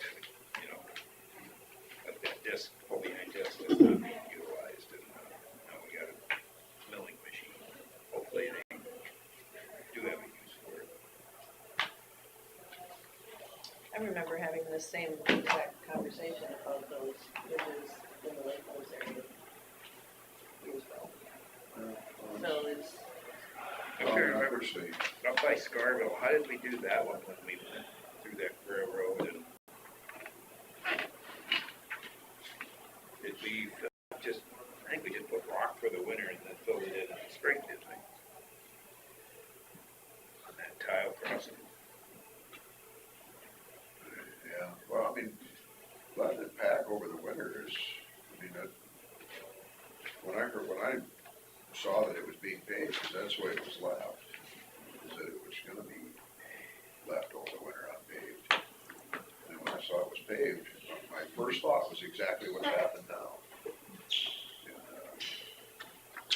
Well, I think it was a last second decision. You know, Well- the timing was, you know, they were gonna close, they actually opened the plant for a final time and that's when they decided to do it.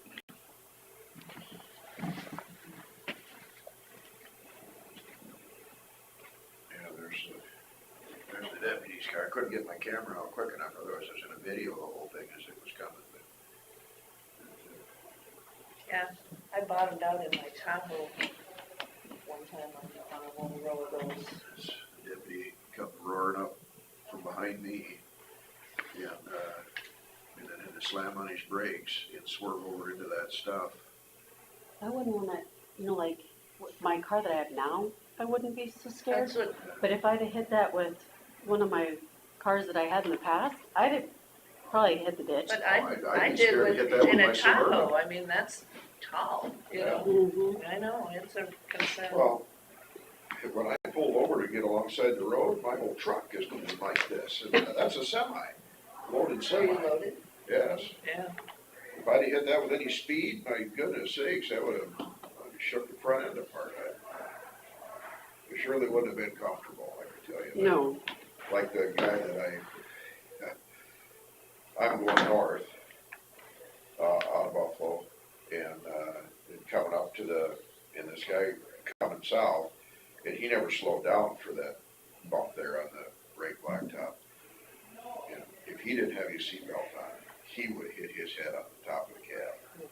I mean, ooh, he went, you look at him. I could have had a camera. I should have videoed that one too. But, yeah, no, he didn't slow down at all, so if he was going, 55, 60, 65, whatever he was going, he hit it at full speed. isn't there slow down? There are bump signs with 45 mile an hour on them. Okay, But not everybody slows down for that stuff. no. And I slowed down to 25, thought it was enough, and that was empty then. And, Geez. Thank you, sir.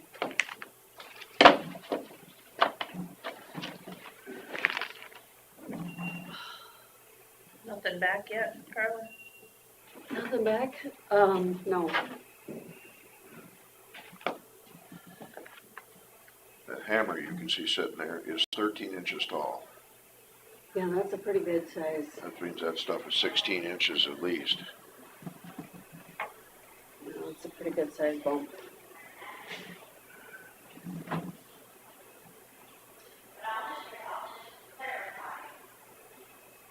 Although the potholes in Chicago, they're way bigger than that. Oh, no, there's some potholes in the world you don't want to hit. I hit a railroad track in Illinois once on a back highway in Northeast Illinois, it had no bump sign on it whatsoever, and as I'm coming up to it, I'm like, whoa, and I slammed down my brakes and I hit that, and if I didn't have my seatbelt on, I'd be hit my head on it. No bump sign at all.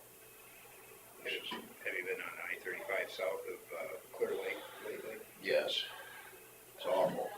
They're gonna do something It on it. rumbles strips. It keeps, an actual fix is getting kicked down the road every time.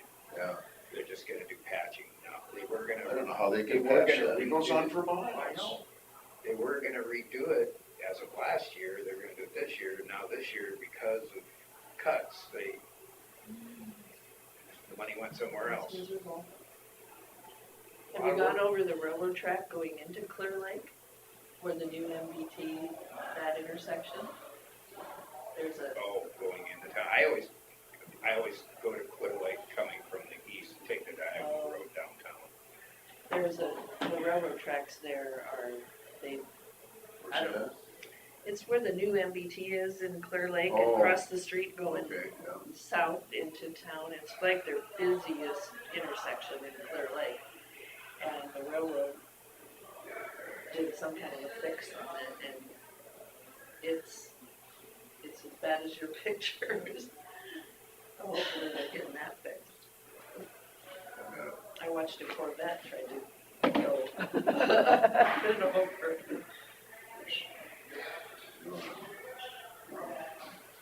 As far as, the taxes and stuff, and most of the money goes to fixing roads and all that, but I've been driving on a lot of gravel roads in Minnesota, the paved roads. They're worse than ours. I can look at a road, Maggie Berger has joined. stop sign on it. Boy, you better stop for that one. I mean, I've got my eyes stopping, just going across it, stop. Oh, then you go. How can you leave that there? Hi, Maggie. Hi there, everybody. How are you? Good. Welcome.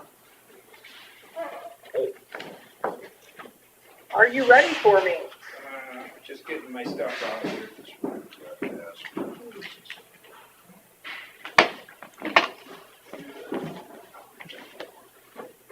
Oh, you want to shut the door when you come in?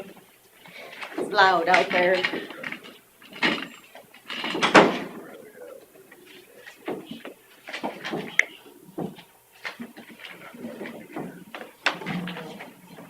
Okay, so it's 10:30, Maggie Berger, Spear Financial, to discuss general obligation, possible debt schedule, and timeline. Hi, everybody. I'm Maggie Berger. I know this is a third or maybe even fourth time we've spoken on the phone recently. At our last conversation, we kind of gave you some food for thought on the size of the issuance that you were looking to do. If you'll recall from our first conversation, the county could issue approximately $6,150,000 of debt that would be paid back with the existing TIF area. So that existing TIF area, we would have an interest-only payment in fiscal year 25 because we've already asked, for TIF receipts that year. In 26, 27, and 28, you'd have a very short, 3.5-year maturity for that portion of the debt. That's the $6,150,000 attributable to the existing TIF area that will expire in 3.5 years, for say. With that, we have, looked at that. That basically puts in your pocket about $6,032,000.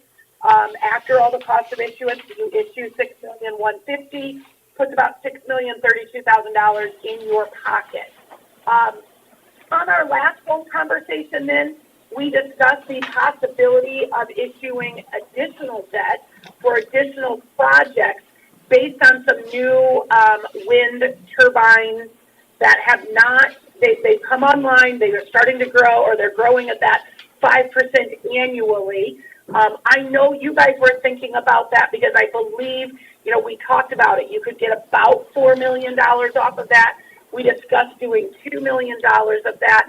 But I also know from some early conversations that the board had, kind of indicated that you may or may not want to borrow against those wind, maybe based on what you've mentioned to, your citizens, school boards, et cetera. And so I just wanted to follow up before we really get down the road with a timeline on if we really want to do borrowing, or if the $6,150,000 will be sufficient at this time for you to borrow under these existing turbines and what that might look like. So I would solicit any feedback from all of you, and if you're wanting to do more than the $6,150,000, which would entail setting up a new urban renewal plan, things like that on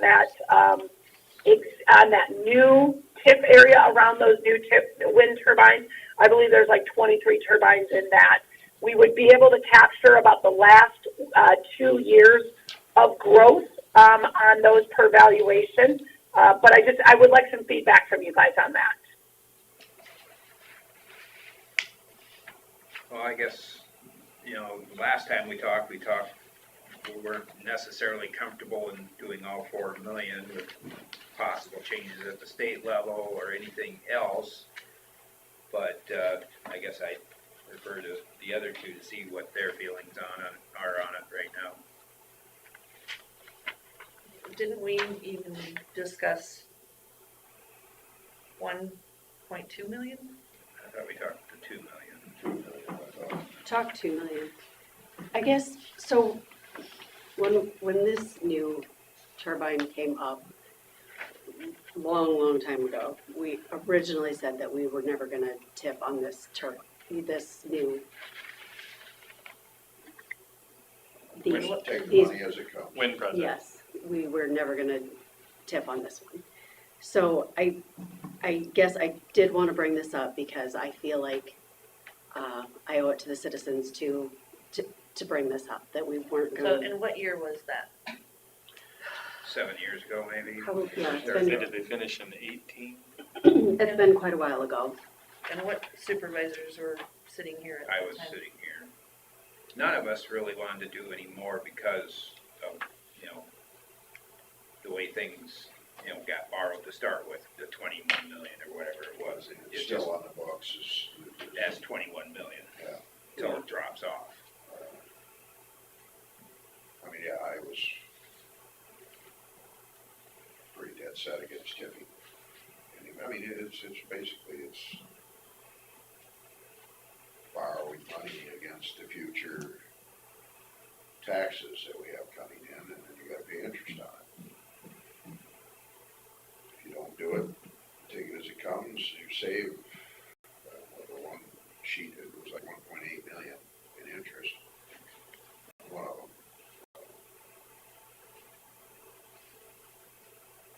Probably the one thing that's changed between 7 years ago and now is what the legislature has done to us. That comes into it. It's also, if you have big projects to do, how else do you'd have to borrow the money from some financial institution or something, because you can't save money up in your budget for a big project 5 years down the road. You can't tax each year and build that up, from what I understand, right? Well, like Scott's been able to save some money, but it's. Yeah, some, but if you start saving 5-6 million over a period of time, can you do that? I think you're within, I don't think you want to do it more than a year or two at a time, can you? Can you build up a capital Well, if investment fund? you've got a big project of a lot of roads, a lot of miles of roads you want to pave, can you start saving, say you want to pave them in 30, can you start saving for it now and build up money in the secondary road fund? So Yeah, that you can this bid is the Maggie. project. Yeah, go ahead. Yeah, Vicki. this is Maggie. Let me chime in on that. So you're all correct, because there's been lots of conversations at the state level about, well, how much cash balance should cities, counties carry, right? And the whole point is their point at the state level is that you're raising taxes every year and stocking away this cash. Well, the perspective that has been been kind of put into light there is that, you know, you're talking about saving for specific projects like road projects that are going to take millions and millions of dollars. You know, part of the conversation at the state level is they're against you saving for what we would call undesignated funds, right? They're not designated towards something. You're just sitting on a giant general fund cash balance where you could be using that, you know, every year, which is not my perspective, but you could be using that every year to help fund the government or running of the county, right? So I think saving up from that perspective, if you're able to do that in secondary roads funds, I think that's completely acceptable and within the means of what the, you know, legislature were thinking, because those are road projects. From the perspective of saving and asking for TIF dollars, which I think was one of the first initial comments here, was that you are correct. You cannot ask for TIF dollars without having an option. So that perspective is, if we don't ask for the TIF dollars, we would then, you know, save up in road use tax potentially, or secondary roads fund, I'll say. You can save up in that. What also would happen if you do not ask for the TIF dollars is that increase in valuation does come back to the county, right? That 5% increase in valuation will come back to the county. When you ask for the TIF dollars, remember, you stall that increase in valuation. So you stall that for you and the school district, meaning that kind of wherever the valuation is today on those wind turbines is where it stays for the next 15 years while you draw TIF dollars off of that. Where if you don't draw any TIF dollars and you let those wind turbines just go up to their 30% without a TIF asking on them, you will experience 2 years of valuation increase. And I guess that's the conversation that I think Carla and I were having was, is that important given that the legislature has restricted your budget dollars? Is it important that you have growth so that hopefully the actual budget dollars is able to go up just even a little bit because there's been a growth in valuation within the county, you know, necessarily tied directly to those wind turbines? And that would be in a non-TIF situation. So we at SPEAR are happy to do whatever, whether that's a $6.1 million borrowing or that's a, you know, $8.15 million borrowing. But I think these were the, you know, based on the conversation that I had with Carla and some of the comments that I know you guys, we've talked about in the past, is whether or not to TIF these new turbines. I just really wanted to bring that perspective in. And I'm okay, either, it's your decision. I just wanted to bring it up so we can talk about it and put it behind us. So my biggest question is when I attended that class last October, with ISAC, and they were talking about if you can TIF projects, that takes the valuation out of your formula. So I'm trying to get it into my head, if we don't TIF this project, I'm just talking about the ones that haven't been TIF'd yet. They're going to increase in value for the next couple of years. And so then our overall valuations in our formula for budgeting is going to go up. But then is that going to put a restriction on us as far as what we can do with that? That's the way it seemed in that class. If we pull it out and put it in the TIF for these economic development projects, then it's almost beneficial for our budgeting. Yeah, and Carla, you and I might have a perspective on this that, you know, these 23 turbines are set to go up by just a couple $1 million. I don't know that that would have the significance of the impact that you're talking about, because I completely understand what you're talking about from this new House File, you know, 718 discussion. I don't know that $2 to $3 million of increase in valuation on these wind turbines would give it to the would be detrimental, I should say, in your formula, because that probably overall doesn't increase the valuation to the 3%, limitation, et cetera, that you might experience. But Carla, maybe you have a different perspective after you've gone through this budget process now. I just think like we have another wind turbine project coming up, possibly that I think is going to be a lot bigger. And I think that would make more of an impact than the one that we're talking about here. So what number, Maggie, would I be looking at on this chart that shows the increase? Is it the new increment? That would be the... Right, so the new increment that we're talking about would be going from what today is about 13 million. Today is about 13 million now, would be about 18 million, but before you could lock it in, you'd be at about that 22 million, and we're talking about going from 22 million to roughly 27 million, somewhere in that 20 to 27 million dollar range. So again, you're only going to get about $7 million, probably of new. Again, we're reaching the end of this wind turbine life, and when I say life, I mean the growth in valuation from 0% up to the 30% at those 5% increments. I would also back up what Carla is saying, that if there is a new turbine farm, and you may or may not know the logistics of that yet, but if there is a new turbine farm, it may be more beneficial to you to wait and capture that growth at the 0% and maybe even limit. So we have a few counties that limit what they're going to collect. So we've got a few counties that say, we're going to capture this turbine growth from day one, from 0% up to the 30%. That'll give us a whole lot of money that we could do our borrowing against, but we're only going to take 80% of that, or we're only going to take 90% of that, or only 5%. And what that does is that allows for those school districts and other parts of your county that are collecting on that valuation. It allows some growth each and every year by you limiting the amount that you're going to take. And in that perspective, this $23 million farm, or 23 wind turbine farm, it's not that it's a small farm, it's just not maybe as big as some of the other ones that could generate more dollars in the future. You would really be limited to the $4 million probably in total against these 20 turbines. Plus these 23 turbines, plus we would have some limitations, I think, if you recall. We said we wouldn't want to, these have already been in place 3 to 4 years.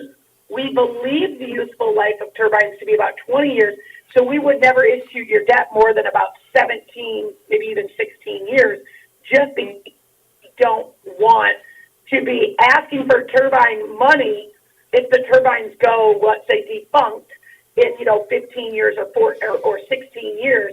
We don't want to be asking for money that's not going to be there to pay this debt. I don't have that fear of them going defunct, or the fear of what the legislature is going to do to us. Okay. But I guess I can see your point on the limited availability of project dollars on this one. But the thing that I was looking at was the timeline. Those would not be. We would see nothing on those for 5 years probably on the new ones. Because they're just... Yeah, depending on when they would build out, you're correct. The assessment year 1 would be 0. And then the assessment year 2, you'd get 5% of that. Assessment year 3, you'd get 10%, so on and so forth. So if we are, 2 years out from those turbines, you are correct. We'd probably be looking at about year 4. Year 4 is when potentially there's going to be some valuation that could be captured from those. But with that perspective, you're going to be capturing about $6 million off of this existing turbine farm that's got the 3 years life. And so I also want to put into perspective, I think we talked about it at the very first conversation that we had, you do have spend down rules. So we do have to look at it and say, well, how quickly are we going to be able to spend the $6 million? And maybe the county engineers in there saying, oh, I can spend that this summer. And that's great. And that's great, but we do have to make sure that at this level of borrowing, you are spending those dollars within about a 24, at the most, really 36-month period. Correct. No, I don't think we have a problem spending that part of it. Yeah, nobody does. So the proposed new turbine farm is what, 5 times as big as the existing 23. We don't know that. No, We don't but know I that mean- for sure, but, But it's much larger, yeah, the way I've understood. just from. More of it is in our county. Mhm. It's more concentrated in our Well, county. and it goes all the way, all the way up here, all the way down here. I mean, that's the whole, Well, it goes into Newton the too. one on the northwest end of the county, corner of the county, that one was at one time supposed to be 100 turbines. And they couldn't find the landowners for it, so it never materialized, ended up getting the 23, and there were a lot of people upset up there. Well, I think the original 100 was more 2 counties, and I think they only got about They were half of talking what about they needed. putting almost 100 out in Winnebago County at one point.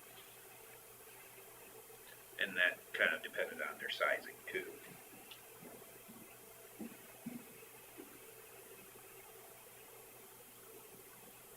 Well, I guess I'm not forcing an issue here. I just want to make sure we're doing whatever we can to Yep.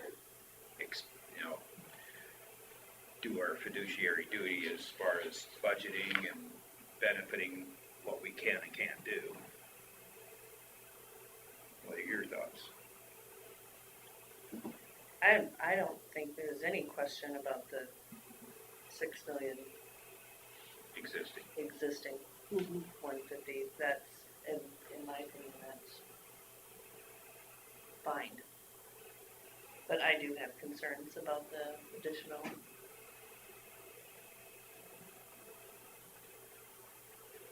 What's your thoughts, Bill? Well, like any of it. But the existing is much, it's already there. And it's I don't necessarily have a big problem with that, but to me, I mean, I guess people do it all the time, but I hate taking money from the future to do things now and paying interest on it. Well, then I think about the current project we have. You're not paying it for long. It's done. Yeah, no, I mean, By it's 28. it's a shorter term thing, and then, that debt can be erased off of us so we don't look so bad. It's not as bad as it looks. I do tell people that.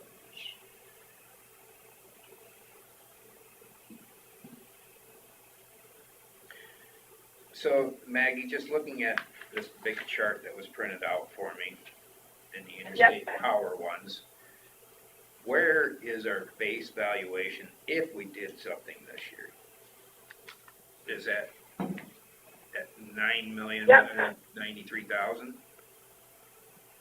So the 9,193,000 becomes the base valuation. If we were to do a bond issue this summer for these new 23 or this 23 turbine farm, we would set the base value at 9,193,000 because that means that's what is available. Your increment then would grow because, so right now the valuation, the 2023 valuation that you're going to utilize in fiscal year 25 is 9,193,000, and that's at the 10% growth.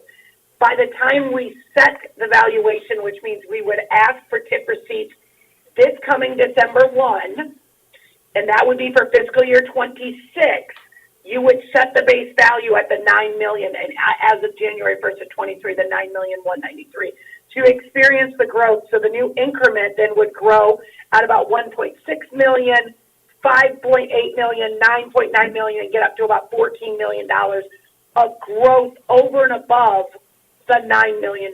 The $9 million. So again, ultimately taking the 14 and the 9, and we come up with about $5 million in valuation.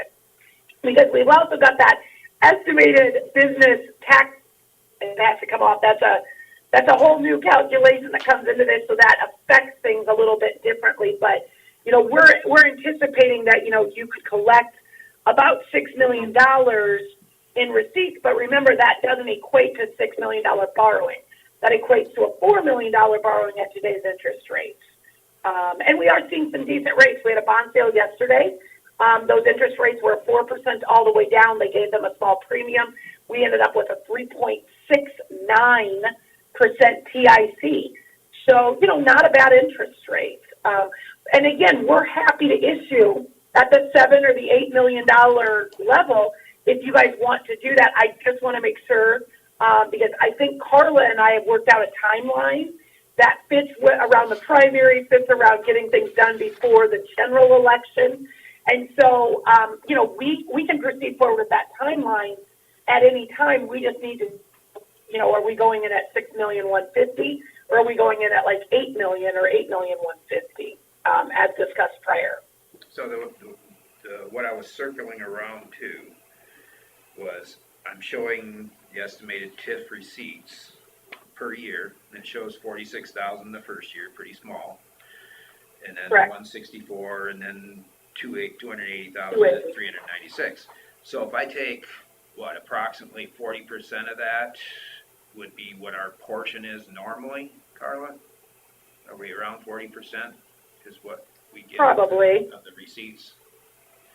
So you take the biggest number, 396, you're talking 160,000 we're gonna get no matter what, if we don't TIF it.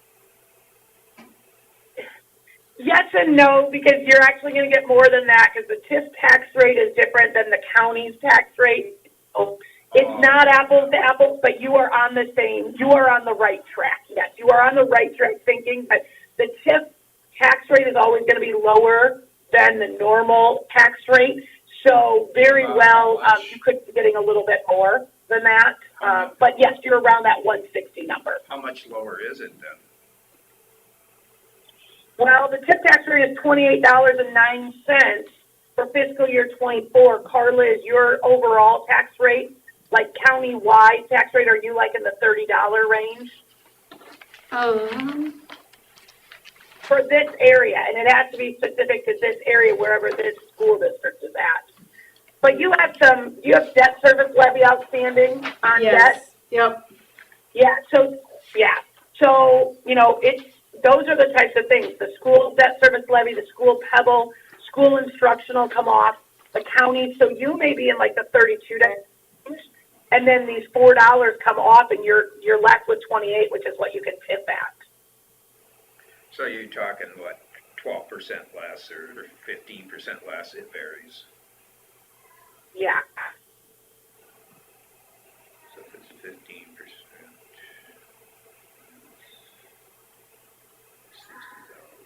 60 times 40%,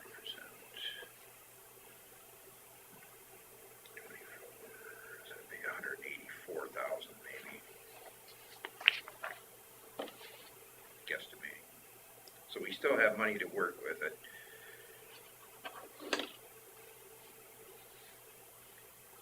This whole. I would put your collections at the county level, somewhere between that 160 that you talked about, the tip tax rate versus maybe 200,000. You're probably in that range of 160 to I was 200,000. estimating about 184 or so.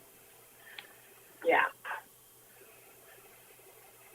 So a little less than half. And I guess, simplicity wise, it's easier to do that. But I don't know how it affects our budgeting, if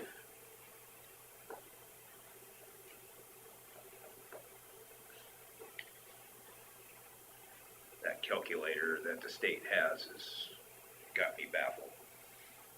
It's got everybody baffled. Well, are we pretty much in unison to just not touch the Great Plains one? That's my consensus. Bill? Yeah.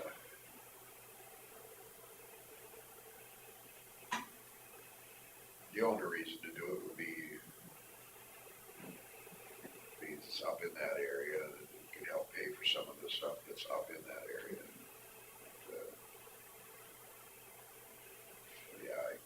Yeah, we got a lot of work to do up in that area. And if we do it on the farm that's gonna be over here, that's gonna look different too. We can do that though. We run, we can take turbine dollars off of like a farm that's, let's say, down here and move it up here. We just run it down rights of, road right of ways. And so we call it like a spider web, where we set up the urban renewal area and we run lines to other areas to say, well, it encompasses then this road up in this. We do that all the time. I will tell you that Adair County is very much set up like a spider web, where we take a turbine or a turbine farm, and that is the urban renewal area, but then we run these lines up and down road right-of-ways to get to other roads that we need to get to, because those are the projects we need to finance. So it's not so much the legal aspect of it for me, it's more the perception that people are gonna look at, and It came from here and it went up there. yeah, why are they getting our monies Oh, up there? let's see, We have to look at the turbines down here. We have higher land valuations up there than they do down here in our, well, let's see, we can think about that both ways. What's Terry's famous line about working together? Well, why can't we all just Or get along? Get along. Yeah. Why can't we all get along? The other aspect of this is, how is that gonna affect our prioritization of our projects when we're gonna be down to the 6 million?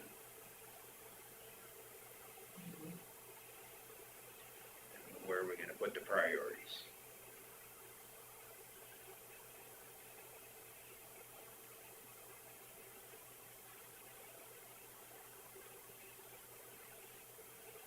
So do we, I don't know, what's your thoughts on this then?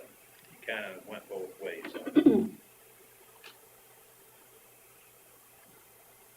Well, I don't like any of it. Yeah. I just, when times get tough, debt destroys. Yeah. And if times do get tough, and we've got a whole bunch of debt, and there's people out there that are predicting some really bad things in the future here. Hopefully none of it comes to, but a lot of those people that predicted this stuff have predicted a lot of the things that have already happened.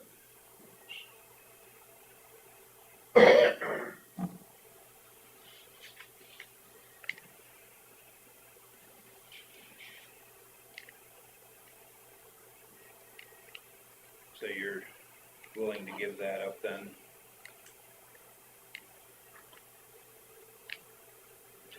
Just do the 6 million on the current one? Yeah, then the priorities change and where's all that money gonna be spent? So, Can we make this decision without looking at priorities of 6 million? Should we make that our next step to make our decision? I think the prioritization has always been the next step. But I mean, it's a different prioritization when you got 8 million versus 6 million. Yeah. So can we just table this for this week, have Scott go through some numbers and see where his suggestions of 6 million being spent would be, and next week we talk about it again, and then we can give Maggie a direction at that point? how's our timeline?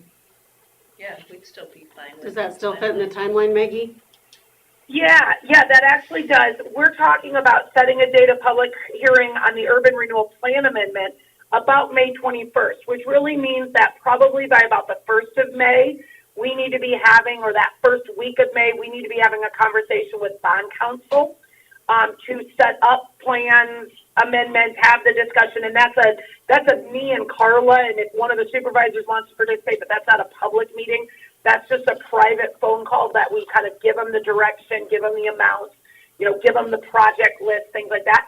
So if you guys, need another week, a week and a half here, that's not a problem from our timeline perspective. And really, our timeline is just trying to work around that Carla's not having to do lots and lots of things around the primary or the general election. We're just trying to kind of get this into place around those dates so she's just not overwhelmed by both of those things happening at the same time. Is that okay with everybody then? Let's do that. So have it on the agenda to talk about this again with prioritizations and I suppose you wanna see what 6 million buys a couple different ways. yeah, how it affects our overall plan, Yeah. Okay. Is that possible? Yeah, possible. And if Is there we're- anything you all agree you definitely yes, or, maybe I can just put them together and see, but. Well, to see, what I'd like to see is what the advantage would be to having an additional $2 million. I mean, we all know what $2 Yeah, million. so do you have what you were gonna I have present today and then, 8.5 million Yeah. of projects. With ballpark cost estimates, which is what we're gonna have for now. So I'd have to give you a map of 6 million pays for this, and then 2.5 million is what's left over, and that's these. And then show you a couple different ways, break those apart. Well, do you want to take the time to talk about these projects now, just briefly? You wanna just spitball at me for a little bit, then that'll help me get some scenarios Well, for you. we'll probably don't need Maggie for this. yeah, Right. we can, we can let you go, Maggie, and then we can talk to you again next week, if that's okay? That sounds great. Yeah. Just let me know. Next week, I do have a bond sale on Tuesday morning. So Carla, just reach out to me and let me know timing wise. And we'll figure out a time that works for me to get into your meeting, or even if it's the next week after that. So, Okay, all right. sounds great. Thank you, Maggie. Thank you. Thanks everybody for the call. I appreciate it. Maggie Berger has left. Can we make So copies of I've updated the map since you've seen it last, and just to add that state line bridge. And So your sheet has the 8.175 on it? I have 8.475 now, because I added, last time she said, well, you just as well have all the let's make some potential copies. projects in there just in case, in the urban renewal plan. So I added 4 bridges, the state line bridge, I added the 2 $75,000 bridges south of Buffalo that were already in the plan, and then the $50,000 bridge up by Vinci was in our program too. It's kind of just on a gravel Is road, that north of Dingy then? west of Vinci a little ways. Okay. Real low traffic. It was one of the ones on my. Oh, is that the outlet of the Harmon Lake? This one. Oh, that's where it's okay. It's not a terribly expensive project, so I hadn't included it in the original plan, but, say we got through our priorities and had $50,000 left over, we'll have it in the I would urban. say that's probably one we probably should do ourselves. Well, yeah, probably. And then, Probably one of the priorities that I would be willing to give up would be the one in Newton Township, section 17. And knowing how we're received in that area, I don't know that it has to be a priority for us. Isn't that the one where we discussed shutting the road down? Well, or at least the bridge down. The road. The bridge, they can still use the road, but Yeah. yeah, so basically if it closed, you just put barricades on both ends of the bridge, put signs at the end of the mile, say road closed ahead. And the grass grows in a little bit toward the bridge. You see it all over the state, just. that'd be 20% of that reduction right there. I mean, it's, yeah, I have 400,000 for that project. Those are it's exactly the things we need to talk about. And Yeah, I honestly, I would have included that on all the options, because I don't know whenever that project will get done otherwise. Yeah, well, I think we've done a lot of bridges in that area and covered a lot of Yeah, paths, yeah, and this is one lesser used path yeah, we got, that have other alternatives. new boxes on both ends and around the corner and on the dirt road there too. It's also, it's on level B road, right? It is.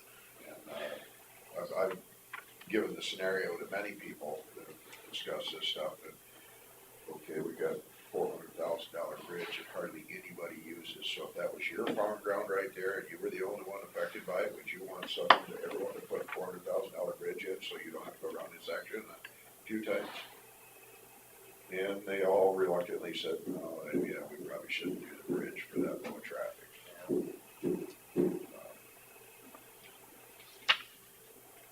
And maybe the next wind farm can pay for those.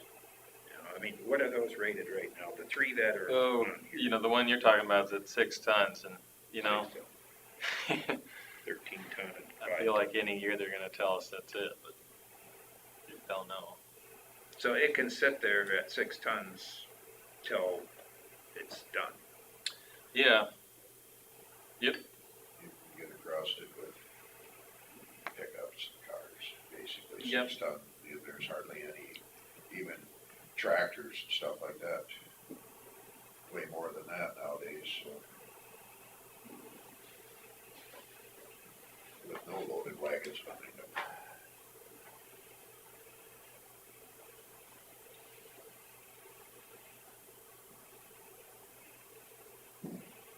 And that other one, just not too far from there, and F24N1.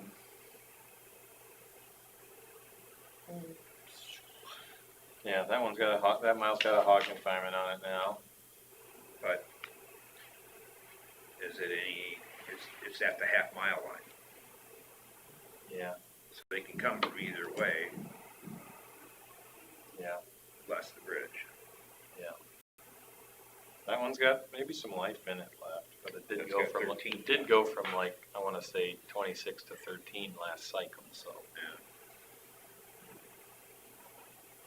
And we're talking about projects in the next 2 years, right, so,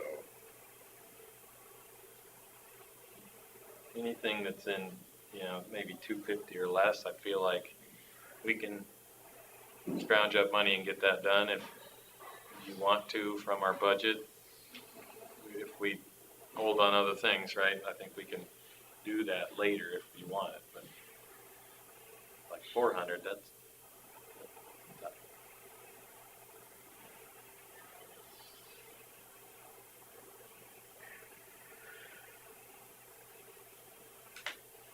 and you've got the one, the E25N1. Yeah, that's also what, is it worth it? yeah, I mean, if you look at that road, that's different than most roads in the county. It's narrow and it's Yeah. got paths sometimes, I think. It's like, not many people are using that road, and only for farm use or joyriding. Yeah. People driving around hunting, maybe. Yeah, I mean, part about these is some farmers they own both sides of a creek, so then it's the convenience is important. And I've talked to a couple of farmers in that area about the inconvenience it would bring, but is it worth it? Most of them are reluctantly, even though they want to have something there so they don't have to detour. That's quite a bit of money for the amount of travel that's on. Yeah. So this one up, the A09N1, is that the one that we're doing with, now that'll come out of budget to start with, right? Or may not. We don't currently have it budgeted because you know, our budget was finalized before we knew what our portion was gonna be there. So So it's we'll need to it's eligible if we choose to use it. I would sure think, don't see why it wouldn't be, unless a cost share somehow changes things, but I wouldn't think. So the 500th Street grade and pave, you're estimating that at 1.3 million. Yeah. You know, the scope of that's gonna, you could really go up and down with it, depending on how ideal you wanted to make the final result. You know, right now you got the last half mile coming toward Osmus house there. I wanna say it has maybe 3-foot shoulders on it. So if you just wanted 3-foot shoulders on the road, the first half mile probably doesn't really need much other than just kind of, you know, shaping. And then around the corner into his place, you gotta have to do some more dirt work. It's got maybe a 66-foot right of way, so you would want more with a wider ditch. Maybe you wouldn't have to, wouldn't be ideal. So the project could probably be scaled down or up a couple $100,000 pretty easy, kind of depending on the choices you make as you get into design. Well, they're getting by the way it is with gravel. So if it was the same width of pavement, it would be the same thing. Just whether the pavement lasts or not without much shoulder. Yeah, I mean, there's part of that, like the road to Pilot Knob, where you don't want to pave right to the edge. The thing about that road is it was never built that wide. So, I mean, the shoulders are mushroomed out, so you wouldn't pave it, because they will fall off. Yeah, I haven't measured how wide it is. I mean, the east-west part is wide, but then, you know, over the edge, it's like straight down for 3 feet, and then it kind of is a U. So you'd want to kind of give it more of a, you know what I'm trying to say. How would it work if we did this more minimally now, and then if we do get another TIF area, we could throw more money at it with shouldering and. that's something you I can would do say now, the but thing you do is grade it now and maybe treat the base, and then if you get more money, you would pave it. You know, that's how When you most say of the roads, treat the base, like, one of the strategies that I'm evaluating is a full depth reclamation. Basically, they take dry cement powder and they pour it on the road, and they bring in this big reclamate, it's like a big garden tiller, and they just pulverize what's there and mix it in, and then you end up with like this 1 foot of sort of monolithic, really stable base. And then you put the road on top. And that's kind of instead of taking all the bad soil away, bringing in good soil, putting rock and a new pavement. it's gonna firm up what's there. Right, it's kind of more of a recycling process than it is a brand new. And that's one option. The other option probably is grade it down, put in rock of whatever size is necessary to firm it up, and then pave it on top. But I thought this way you wouldn't have to raise up the road if you didn't want to. Because the east-west portion really is graded like looks like wide enough to be paved, you know. It's got wide right of way. The road's taller than the fields. It's different than the north-south part.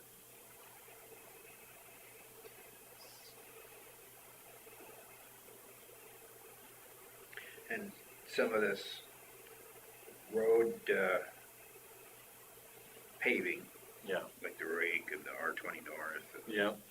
some of those would qualify for our road use funds at some point. Yeah. But it puts a stress on our share. Right. Yeah, I had the R20 originally programmed as farm to market funds. No problem with that other than at the end, then, you know, we're out of money. The part about around rake I had programmed as local funds because we didn't have enough farm to market funding to really do that much paving, but also that's that pavement's in a little better shape than R20, so if we didn't have the money this way to do it, we probably would wait a while to get to it. The good news about R20 is that when they get off of the Minnesota end of it, that even what we've got now is never.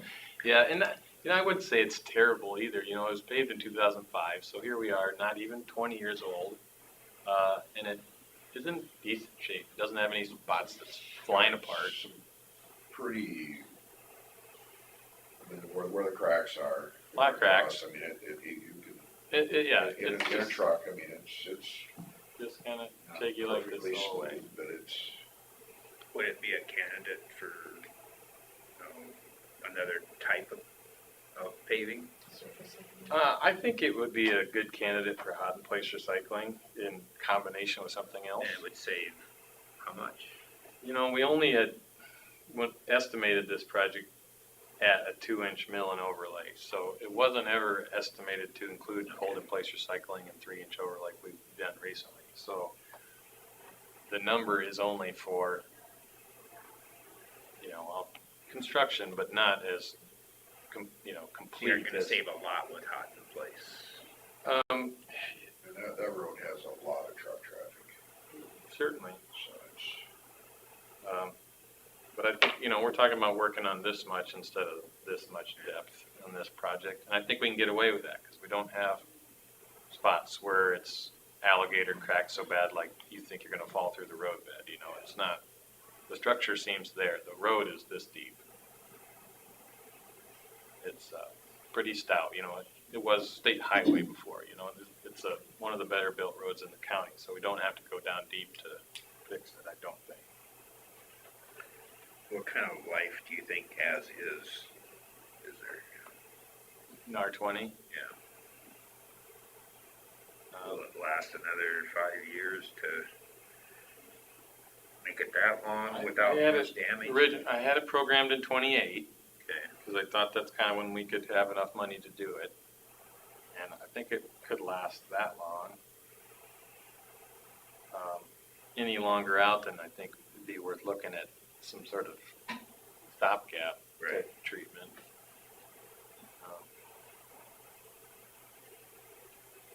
That's gonna be one of the higher traveled county roads, I would guess. I'd as far say as it's- truck traffic yeah. goes down there. I think it's the highest except for near some of the towns. Like south of Lake Mills is pretty high. Yeah, Otherwise, no, I think it's about 1,000 vehicles a day on that road, so. 940. Yeah, so, one of our, So, a lot of Minnesota guys coming down to Christensen on that, or they go down that road and then go over to the ethanol plant. yeah.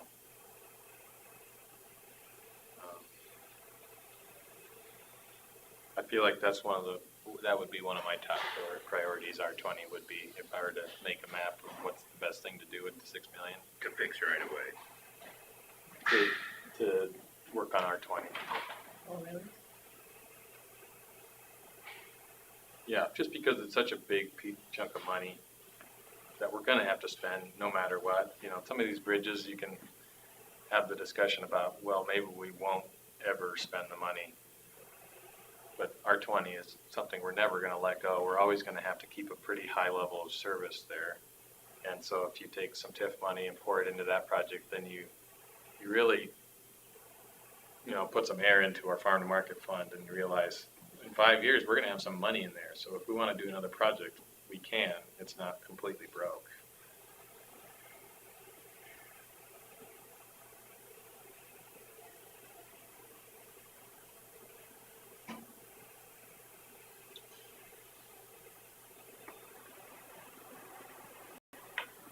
And it needs work before the rest of the roads are on rake, I would say. Maybe with the exception of that last half mile to Osmus from town, that part's worse. But that could be done with the new paving, potentially. You mean the stuff east of the cemetery, west of the cemetery? West of the cemetery, yep, from That's pretty, from the corner to his house. not in the best shape. Yeah, it's not The been, rest of the blacktops are not very too bad. right, not too they're almost a little early for putting money into. Are you saying the rake area paving? Yeah, basically all the blue there except for the piece right up next to the green. Those, I think it was paved in 2006, I think, and they really look pretty good. Not a lot of cracking. They got some dips that we fixed a few times. So you could say that's a lower priority than R20 for sure. Yeah, there's not near the traffic. Yeah, I mean, you know, in front of Landis there is, but that Yeah, really yeah, holds but up that pretty section good. from R20 to Landis, that gets a lot of traffic, as much as any road probably. Does that have the traffic count on it too? I don't 90 think, a day? yeah, I Is mean, that what that is? Or is that for the section going out of town? it might be an average of numbers. I can't honestly remember, but yeah, I mean, if you sit there in a pickup, they're just buzzing back and forth, but only just from the co-op to R20 mostly. And if they had the traffic counter out there in the fall, when everybody's hauling grain in, I guess it would be higher than that.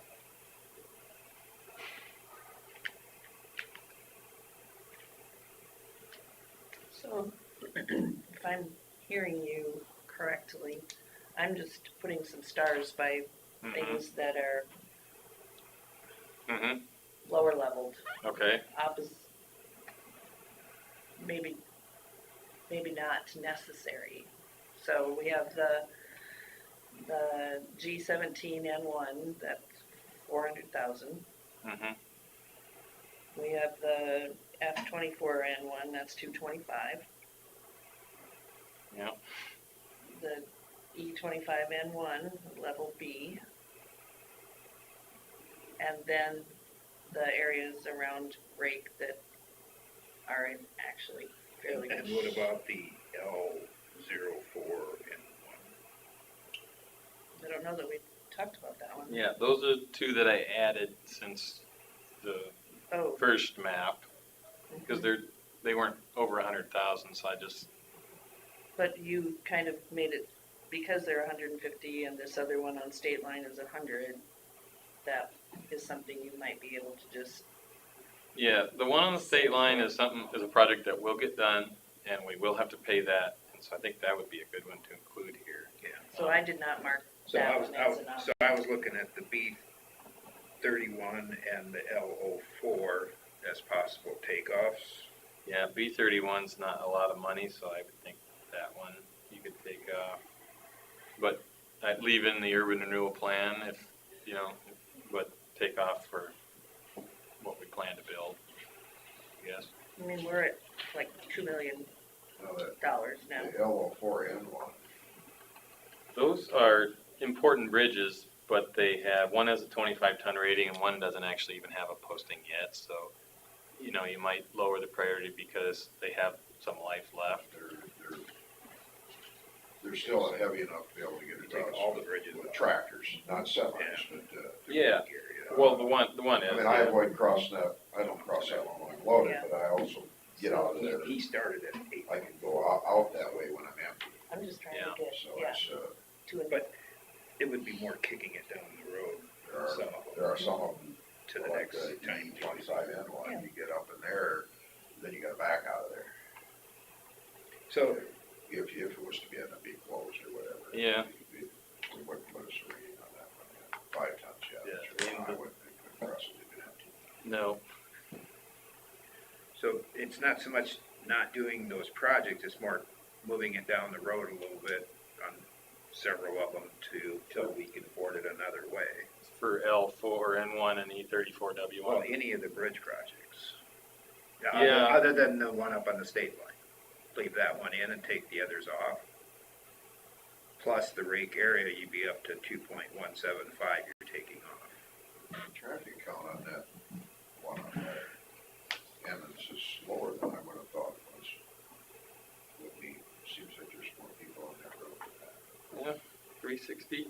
I just went It's a pretty good across that one traffic a couple count. times here. I mean, 360 is a, you know, It's most strong. of our roads are in that 3 to 500 range, I'd say, 450. So, So it's it's quite a bit. which, you know, most of our roads you can stand in the middle for a while, you know. It's,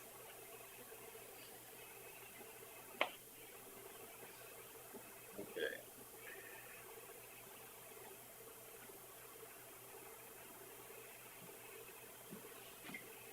That one sounds like Minnesota took care of most of it anyway. So that puts us down to 6,300,000 of your estimating. We're not too far off of that. Yeah, you know, and that amount of money you could probably gain or lose in surface treatments pretty easy. You know, I got 2.17 and slurries and chip seals, or I mean, that even could include a lot of things. So, Or is that a consensus with us then? That's where I was going when I was just Priorities. adding up the expenses, absolutely.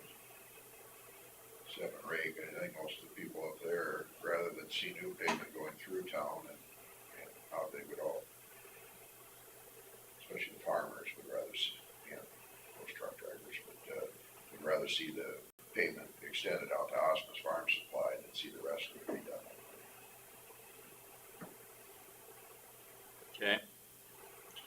Yeah, it might be that, you know, around rake, several years down the road, we look at farm market funding, or if there's ever other TIF to look at or whatever. Yeah, that's what I'm looking at, if we have another.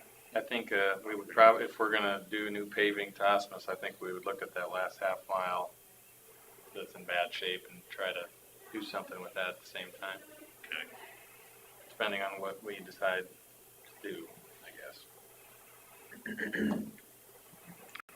I think it makes kind of a good frame Or, for that. yeah, I think you see the direction. So now you can fine tune it and tweak it and see what can happen. Yeah, okay. But I think at this point, we're all in consensus, we could probably live with just the $6 million worth of funding and That's where I'm at. not do the other one. Okay, yeah, I think, yeah, I'll draw it up that way. I think probably the most unpopular part of that will be the farmers around these couple of bridges.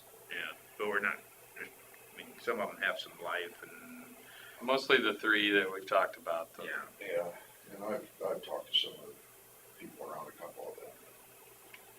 They understand. Do they like it? No.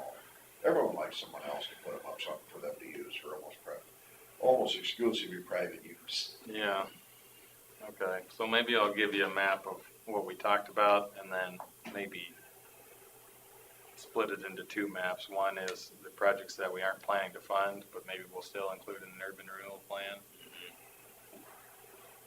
I think we can put everything in the urban renewal, just for future, Yeah, and Maybe there's some starving companies out there that are looking for some. yeah, did you hear about the Forest City Airport project? They had like a $2.5 million estimate, and the bid came in at 1.4 or something. Wow. Holy cow. wow. So they're taking bids on my, Sometimes Hard you just one. have to keep your Must be employees some- busy. Must be some, really bad estimators out there. that's, yeah, well, you know, these last couple of years, it's been so hard. I mean, the people doing the estimating are chasing it all the time, trying to. And my street construction bids this week too, I'm curious to see what that comes Yeah. in front of my house. All right. Well, is that it then? I feel good about it. All right, we stand adjourned. So I suppose you could probably let Maggie know where we